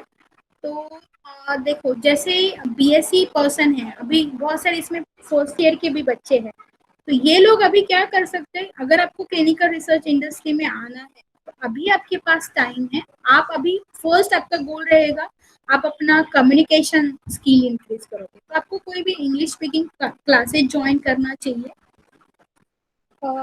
अगर जो बच्चे बीएससी है तो मतलब उनका भी 3rd ईयर है, तो कैसा है, अभी पैंडेमिक सिचुएशन है इसलिए, नहीं तो आपका एग्जाम अभी तक हो जाता था। तो आप लोगों ने ना 2 साल का क्लिनिकल रिसर्च का कोर्स करना चाहिए, जिसको एमएससी इन क्लिनिकल रिसर्च या इंटर्नशिप बोलते हैं। 2 साल का क्यों करना चाहिए वो मैं बता रही हूँ। जो पर्सन बीएससी है उनको एनाटॉमी चलो ठीक है, हो सकता है नहीं हो सकता है, डिपेंड्स ऑन योर सब्जेक्ट, या आपने 12th में पढ़ा होगा, बट आपको डेफिनेटली पैथोफिजियोलॉजी नहीं होगा, आपको फार्माकोलॉजी, पैथोफिजियोलॉजी मतलब जिसमें हमारे डिसीज के बारे में बताया जाता है, और फार्माकोलॉजी में ड्रग के बारे में बताया जाता है। ये चीजें आपको नहीं, ये बेस है क्लिनिकल रिसर्च इंडस्ट्री का, तो ये चीजें आपको पता होनी चाहिए। तो एमएससी में क्या होता है, फर्स्ट आपको 2 सेमेस्टर या 1 सेमेस्टर ये सारे टॉपिक्स भी कवर किए जाते हैं, देन आपको क्लिनिकल रिसर्च पढ़ाया जाता है, तो आपको थोड़ा ईज होता है। और कैसे एकदम आप 20-21 साल के रहते हो तो एकदम नए नए टर्म्स, लोगों से इंटरपर्सनल स्किल्स बढ़ाना या एक्सट्रोवर्ट होना वो थोड़ा मुश्किल भी रहता है बीएससी वालों के लिए। तो उन्होंने एमएससी इन क्लिनिकल रिसर्च करना चाहिए। 6 महीने का तो डिप्लोमा कभी नहीं करना चाहिए। उससे क्या होता है, जब वो लोग 6 महीने का डिप्लोमा करते हैं ना, वो स्किल्स तो नहीं बढ़ते हैं, जॉब भी नहीं लगता है, they are not able to crack the interview. तो उनमें एक डिप्रेशन भी आता है, यार मैंने कोर्स कर लिया, पैसे भी इतने सारे गए मेरे, पर मुझे तो चीजें नहीं समझती है, क्योंकि वो इंटेलेक्चुअल लेवल भी उतना नहीं बढ़ता। स्टेप बाय स्टेप अगर हम समझने की कोशिश करते हैं, जितना अच्छा समझता है उतना हम हैप्पैजार्ड में सीखते हैं, वो नहीं समझ पाते। तो आप लोगों को एमएससी करना चाहिए। जो सारे बीएससी स्टूडेंट्स हैं उनको ये चीजें समझ में आई।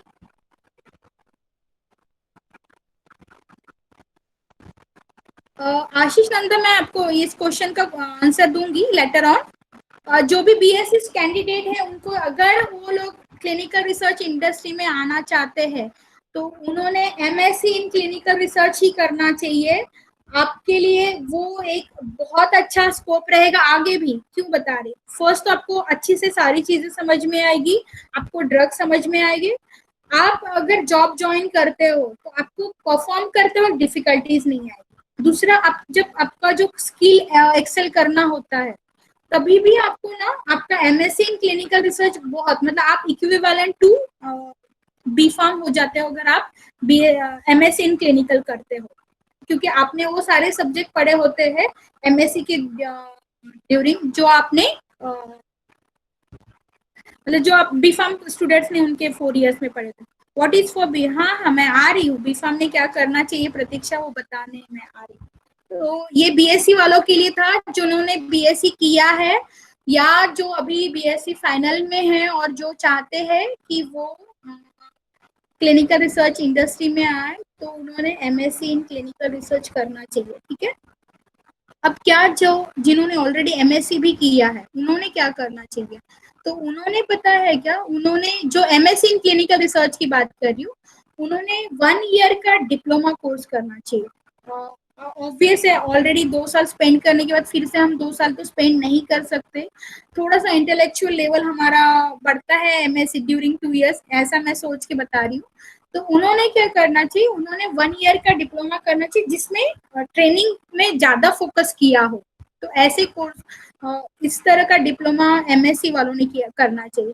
तो कोई हमारी ग्रुप में है जो जिसका एमएससी हुआ है, उसको ये चीज समझ में, अगर आप एमएससी कर चुके हो तो आपको 1 ईयर का क्लिनिकल रिसर्च का मतलब 1 ईयर तो आपको पूरा समझने में लगेगा ही लगेगा। उससे कम का अगर आप कोर्स करते हो तो आपको पता है, अगर आप जितना हैप्पैजार्ड में करोगे आपको जॉब भी वैसे ही लगेगी।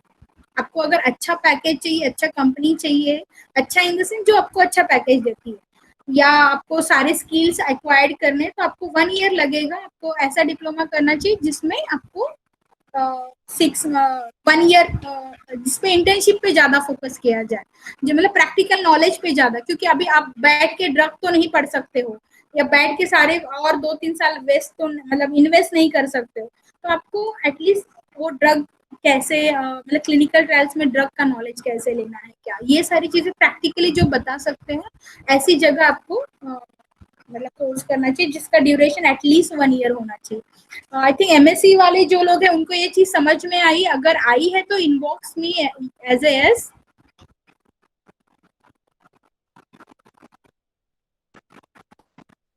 उसके बाद जो लोग बी फार्म है उन्होंने क्या करना चाहिए, उन्होंने 6 मंथ्स का अभी मैं आपको एक चीज बताने जा रही हूँ, बी फार्म और एम फार्म कोई फर्क नहीं है क्लिनिकल रिसर्च इंडस्ट्री में।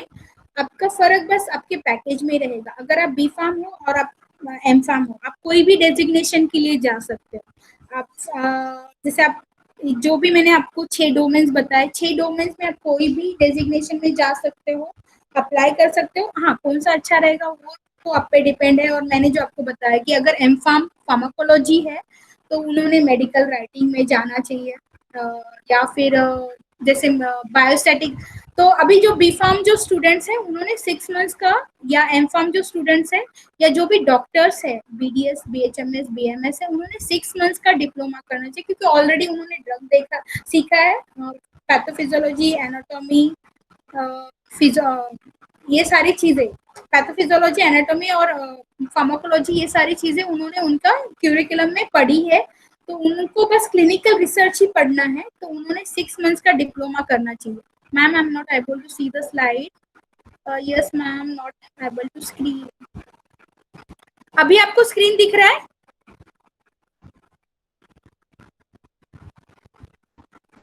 अभी स्क्रीन दिख रहा है ना? ओके। तो कैसा है, जो भी बी फार्मा और एम फार्मा और बीएमएस बीएचएमएस और बीडीएस लोग हैं, उन्होंने 6 मंथ्स का डिप्लोमा करना चाहिए, जिसमें ये ऑल डोमेन्स कवर हो रहे हैं। क्योंकि कैसे, ये सारे डोमेन्स का एक दूसरे के साथ लिंक है, रिलेशनशिप है।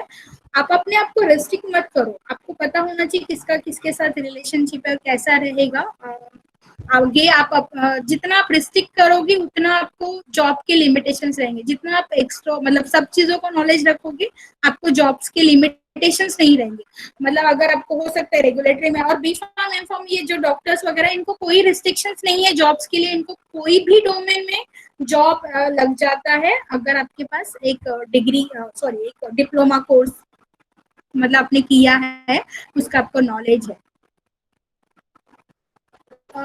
Professional diploma in medical writing, ये उन लोगों ने करना चाहिए, मैंने जैसे बोला एम फार्म फार्माकोलॉजी वालों ने करना चाहिए, या डॉक्टर्स ने करना चाहिए जो ऑलरेडी क्लिनिकल रिसर्च प्रोफेशनल्स है, मतलब जिनको 6 मंथ्स तो कम से कम एक्सपीरियंस है एज कोई भी डोमेन का, और वो लोग डॉक्टर्स है या फिर एम फार्म फार्माकोलॉजी वाले लोग हैं, वो लोगों ने ये करना चाहिए। बाकी एम फार्म जो लोग हैं, जैसे जिन्होंने सुटिक्स में किया है, क्यूए क्यूसी में किया है, वो लोग अदर डोमेन्स में जा सकते हैं। वो लोग रेगुलेटरीज में जा सकते हैं, ईटीएमएफ में जा सकते हैं, सैस के लिए भी वो लोग ये कर सकते हैं। बट उन्होंने, मुझे लगता है, मेडिकल राइटिंग और मेडिकल मॉनिटरिंग में वगैरह नहीं आना चाहिए। बट हाँ, कुछ ऐसे लोग हैं जो ये लोग करते हैं, but prefer organization M Pharm pharmacology और डॉक्टर्स को करती है मेडिकल राइटिंग में। सैस किसने करना चाहिए? जो ऑलरेडी क्लिनिकल रिसर्च प्रोफेशनल है, जिनको 6 मंथ्स का कम से कम एक्सपीरियंस है और 2 साल 3 साल हो गए। ऐसा नहीं कि 10 साल से उस प्रोफेशन में है और अब सैस कर रहे हैं, ऐसा भी नहीं। अगर आप सीडीएम में कोई हायर हायरार्की में है तो ऑलरेडी आपका पैकेज 9-10 लाख का होगा, आप सैस करके और कितना बढ़ाओगे? आपको कुछ फायदा नहीं होगा, तो आपको नहीं करना चाहिए। अगर आपको ये जो कोर्सेस है, जो सैस या मेडिकल राइटिंग, आपके 6 या 1 ईयर्स 2 ईयर्स में ही करने, या मैक्सिमम 5 साल के अंदर ही करने, अगर आप स्टक हो तो। अगर आप ग्रो कर रहे हो तो, और आप जैसे उस फील्ड में नहीं, आप सीडीएम में हो तो आपको करना चाहिए सैस। अगर आप पीवी में हो और आपको करना चाहिए सैस। बट आप अगर क्लिनिकल ट्रायल मैनेजमेंट में हो और आपको 5 साल हो गए, तो ऑलरेडी आप प्रोजेक्ट मैनेजर वगैरह बन चुके हो, समझ लो बन चुके हो। तो मैं बोले, नहीं बन चुके हो तो आपको करना चाहिए, आपको स्विच करना चाहिए डोमेन। बट जो लोग क्लिनिकल रिसर्च में, क्लिनिकल ट्रायल मैनेजमेंट में, जिनको ऑलरेडी 5 साल हो चुका है, मुझे लगता है कि रादर देन गोइंग फॉर सास, उन्होंने ईटीएमएफ या फिर स्पॉन्सर या सीआरओ लेवल के लिए वर्क करना चाहिए, रादर देन सास के लिए नहीं जाना चाहिए। वो उनके लिए ज्यादा टफ रहेगा। उसके बाद बेसिक मैंने सैस और मेडिकल राइटिंग का बताया। उसके बाद रिफ्रेशमेंट ट्रेनिंग प्रोग्राम जो है, ये सारे जो कोर्सेस है ये canvas clinical research institute provide करता है। ये जो कोर्सेस हमने डिजाइन किया ना, कुछ सोच के डिजाइन किया है। मैंने मेरे 15 साल के करियर में देखा कि हाँ स्टूडेंट कहाँ स्टक होते, क्यों करियर नहीं, जॉब क्यों नहीं ज्वाइन कर पाते, जॉब क्यों नहीं लगते हैं, जॉब में अच्छा क्यों नहीं कर पाते, सैस का क्या, सैस किसने करना चाहिए, मेडिकल राइटिंग किसने करना चाहिए। ऑन दैट बेसिस मैंने ये मतलब इंस्टीट्यूट ने ये कोर्सेस डिजाइन किए है। रिफ्रेशमेंट ट्रेनिंग प्रोग्राम ये 1 और 2 मंथ्स का प्रोग्राम होता है, जहां भी आपको लगता है आप स्टक हो गए, आपकी ग्रोथ नहीं हो रही, आप 2-3 साल से आप सेम पैकेज पे हो, आपको समझ में नहीं आ रहा है आगे क्या करना चाहिए, उन्होंने ये कोर्स करना चाहिए। It's just short duration course to आपको एक पुश करने के लिए रहेगा, ठीक है। बेसिक इंग्लिश कम्युनिकेशन और advance communication mastery and personality, ये बेसिक इंग्लिश कम्युनिकेशन उन लोगों ने करना चाहिए जो अभी फर्स्ट ईयर में, ये तो सभी नहीं करना चाहिए जब जिसका अच्छा नहीं है, बट वो लोग कर सक मतलब उन्होंने अभी करना ही करना चाहिए जो लोग अभी बीएससी फर्स्ट ईयर में है, बीफार्म फर्स्ट ईयर में है या एमफार्म फर्स्ट ईयर में, जिनको लगता है कि मेरा बेसिक भी, मुझे टेंस नहीं समझता है, मैं थोड़ा भी 5-10 मिनट भी किसी से फ्लुएंटली बात नहीं कर सकता हूँ, उन्होंने बेसिक इंग्लिश कम्युनिकेशन करना चाहिए। जिनका अच्छा है बेसिक इंग्लिश कम्युनिकेशन, जो ऑलरेडी अभी कुछ जॉब कर रहे हैं, थोड़ा बहुत बोल पाते हैं, बट उनको मास्टरी, उनको प्रमोशन, जैसे आप जितना हायर हायरार्की में जाओगे उतना आपका इंग्लिश अच्छा होना जरूरी है, उन्होंने एडवांस कम्युनिकेशन मास्टरी और पर्सनालिटी डेवलपमेंट, क्योंकि आपके क्लाइंट्स अभी ग्लोबल रहेंगे तो आपको उसकी तरह अपने पर्सनालिटी को डेवलप करना जरूरी है, तो उन्होंने ये कोर्स करना चाहिए।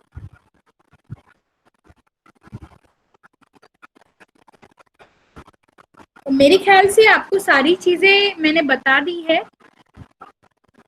Anybody has any doubt they can ask me. Canvas clinical research services के बारे में मैं कुछ बताना चाहूंगी। ये साइट मैनेजमेंट ऑर्गेनाइजेशन है। क्लिनिकल ट्रायल मैनेजमेंट में जितनी भी सर्विसेज होती है प्रोजेक्ट मैनेजमेंट करने के लिए, वो सब हम प्रोवाइड करते हैं, like from identification of site to archival of documents, और उसके बाद हम लोग इथिक्स कमेटी का registration, re registration, NABH accreditation ये करते हैं। देन हम लोग लाइफ साइंस स्टूडेंट्स को ट्रेनिंग प्रोवाइड करते हैं। नागपुर के लोग हमें आके विजिट कर सकते हैं, ये हमारा ऑफिस एड्रेस है। हमारा ऑफिस है केशव इंपीरियल बिल्डिंग में, बी विंग 303 सीताबर्डी में। और अगर आप आउट ऑफ नागपुर हो तो आप हमें यूट्यूब पे विजिट कर सकते हो, वहाँ पे हमने बहुत सारे हमारे वीडियोस अपलोड किए हैं, जहाँ पे हमने हमारे हम लोग कैसे हमारी लाइफ जीते हैं वो सब भी हमने डाला है, हमारे सेलिब्रेशंस डाले हैं, हमारा ऑफिस के बारे में, हम लोग कैसे ट्रेनिंग प्रोवाइड करते हैं, all this things you will see in YouTube channel. हम लोग जॉब से रिलेटेड पोस्ट ना लिंक्डइन अकाउंट पे करते हैं, तो एक मेरा अकाउंट भी आप मुझे भी फॉलो कर सकते हैं, या canvas clinical research services private limited के नाम से अकाउंट है, मतलब हमारा पेज है, वहाँ पे हम लोग जॉब पोस्ट करते हैं। और even Anagha Shende, she is our placement trainer, वो भी उनको भी आप फॉलो कर सकते हो, वो भी जॉब पोस्ट करते हैं लिंक्डइन अकाउंट पे। इवन एपी का एक अकाउंट है कैनवास नागपुर करके, वहाँ पे भी हम लोग ऑलमोस्ट एवरी डे हम लोगों ने जॉब पोस्ट किया है, तो वहाँ पे भी हम लोग जॉब पोस्ट करते हैं। Whatever activities we do we post in FB, Instagram, Twitter और लिंक्डइन पे, तो आप हम लोगों को यहाँ पे फॉलो कर सकते हैं जो आउट ऑफ नागपुर है। Due to the pandemic situation now हम लोग ऑफिस, आप मतलब आने से पहले कॉल करना, क्योंकि ऑफिस अभी हम लोग डेली नहीं जा रहे हैं। आपको जो भी हम मुझसे पूछना है, आप ये जो नंबर्स है यहाँ पे हम लोग अवेलेबल रहते हैं। हमारा या ये ऑफिस नंबर से 10 to 6 के बीच में आप कभी भी कॉल करोगे, you will get back to, या you can hear from us. So thank you very much to listen me patiently. Hello ma'am. हाँ मुझे ना हाँ मैम। हाँ हाँ अनघा बोलो। नहीं मैम, आशीष नाडा का एक क्वेश्चन था, वो अनसॉल्व्ड है। जो लोग बायोटेक्नोलॉजी ग्रेजुएट्स है वो लोग भी जा सकते हैं कोई भी डोमेन में, पीवी में जा सकते हैं, सीडीएम में जा सकते हैं, सीआरसी के लिए जा सकते हैं, उनके लिए कोई इशू नहीं रहेगा। बट मैं ये मतलब उनका देखो, हमें जॉब सिलेक्ट करते वक्त ना ये भी चीज देखनी है कि मेरा पर्सनल क्या ये है, लाइक मेरा मैं कैसे जॉब कर सकती हूँ। बहुत बहुत सारे लोगों का रहता है सिटी, जैसे जो लोग पीवी के शिफ्ट फॉलो कर सकते हैं उन्होंने पीवी में जाना चाहिए। बायोटेक्नोलॉजी वालों को ऐसा कोई रिस्ट्रिक्शन नहीं कि वो लोग ये कोर्स नहीं कर सकते या यहाँ पे नहीं जा सकते या पर्टिकुलर कोई डोमेन में ही जाना चाहिए। बहुत सारे बायोटेक्नोलॉजी वाले स्टूडेंट्स ईटीएमएफ में भी बहुत अच्छा कर रहे हैं या किया है, इवन दो उन्होंने सीडीएम में भी बहुत अच्छा किया है। मैं सजेस्ट पर यही करूंगी कि उन्होंने सीडीएम, ईटीएमएफ और सीटीएम में प्रेफरेंस देना चाहिए बायोटेक्नोलॉजी स्टूडेंट्स में। What qualities and knowledge are required to enter medical writer like in Cactus? Rucha Dafle ने क्वेश्चन किया है कि मेडिकल राइटर होने के लिए आपका कम्युनिकेशन है बहुत स्ट्रांग होना चाहिए और आप एम.फार्म फार्माकोलॉजी होने चाहिए। थर्ड थिंग, आपको जो लिटरेचर राइटिंग ये वगैरह वो सब चीज़ों में बहुत इंटरेस्ट होना चाहिए, क्योंकि आप ना इन्फॉर्म कंसेंट फॉर्म लिखते हो, प्रोटोकॉल राइटिंग में आप रहते हो, इन्वेस्टिगेटर ब्रोचर आप लोग लिखते हो, तो वो सारी चीज़ें आपको मतलब उसके लिए जो गाइडलाइंस है एसओपी राइटिंग वगैरह ये सारी चीज़ें आप लोग करते हो, तो आपको इस गाइडलाइंस बहुत अच्छे से पता होनी चाहिए, डॉक्यूमेंट इम्पोर्टेंस बहुत अच्छे से पता होना चाहिए। तो अगर आपको मेडिकल राइटिंग में जाना है तो सबसे पहले आपको क्लिनिकल पीजीडीसीआर ही करना पड़ेगा अगर आप एम.फार्म फार्माकोलॉजी हो तो। एंड सेकेंड थिंग, आपको फिर वर्क करना चाहिए सीटीएम में एंड देन आप या even you can work in PV and then आप जा सकते हो मेडिकल राइटिंग के लिए, या आप सीआरओ में वर्क करो या स्पॉन्सर कंपनी में एंड देन आप मेडिकल राइटिंग के लिए जा सकते हो। मेडिकल राइटिंग फ्रेशर्स को कभी नहीं मिलता है।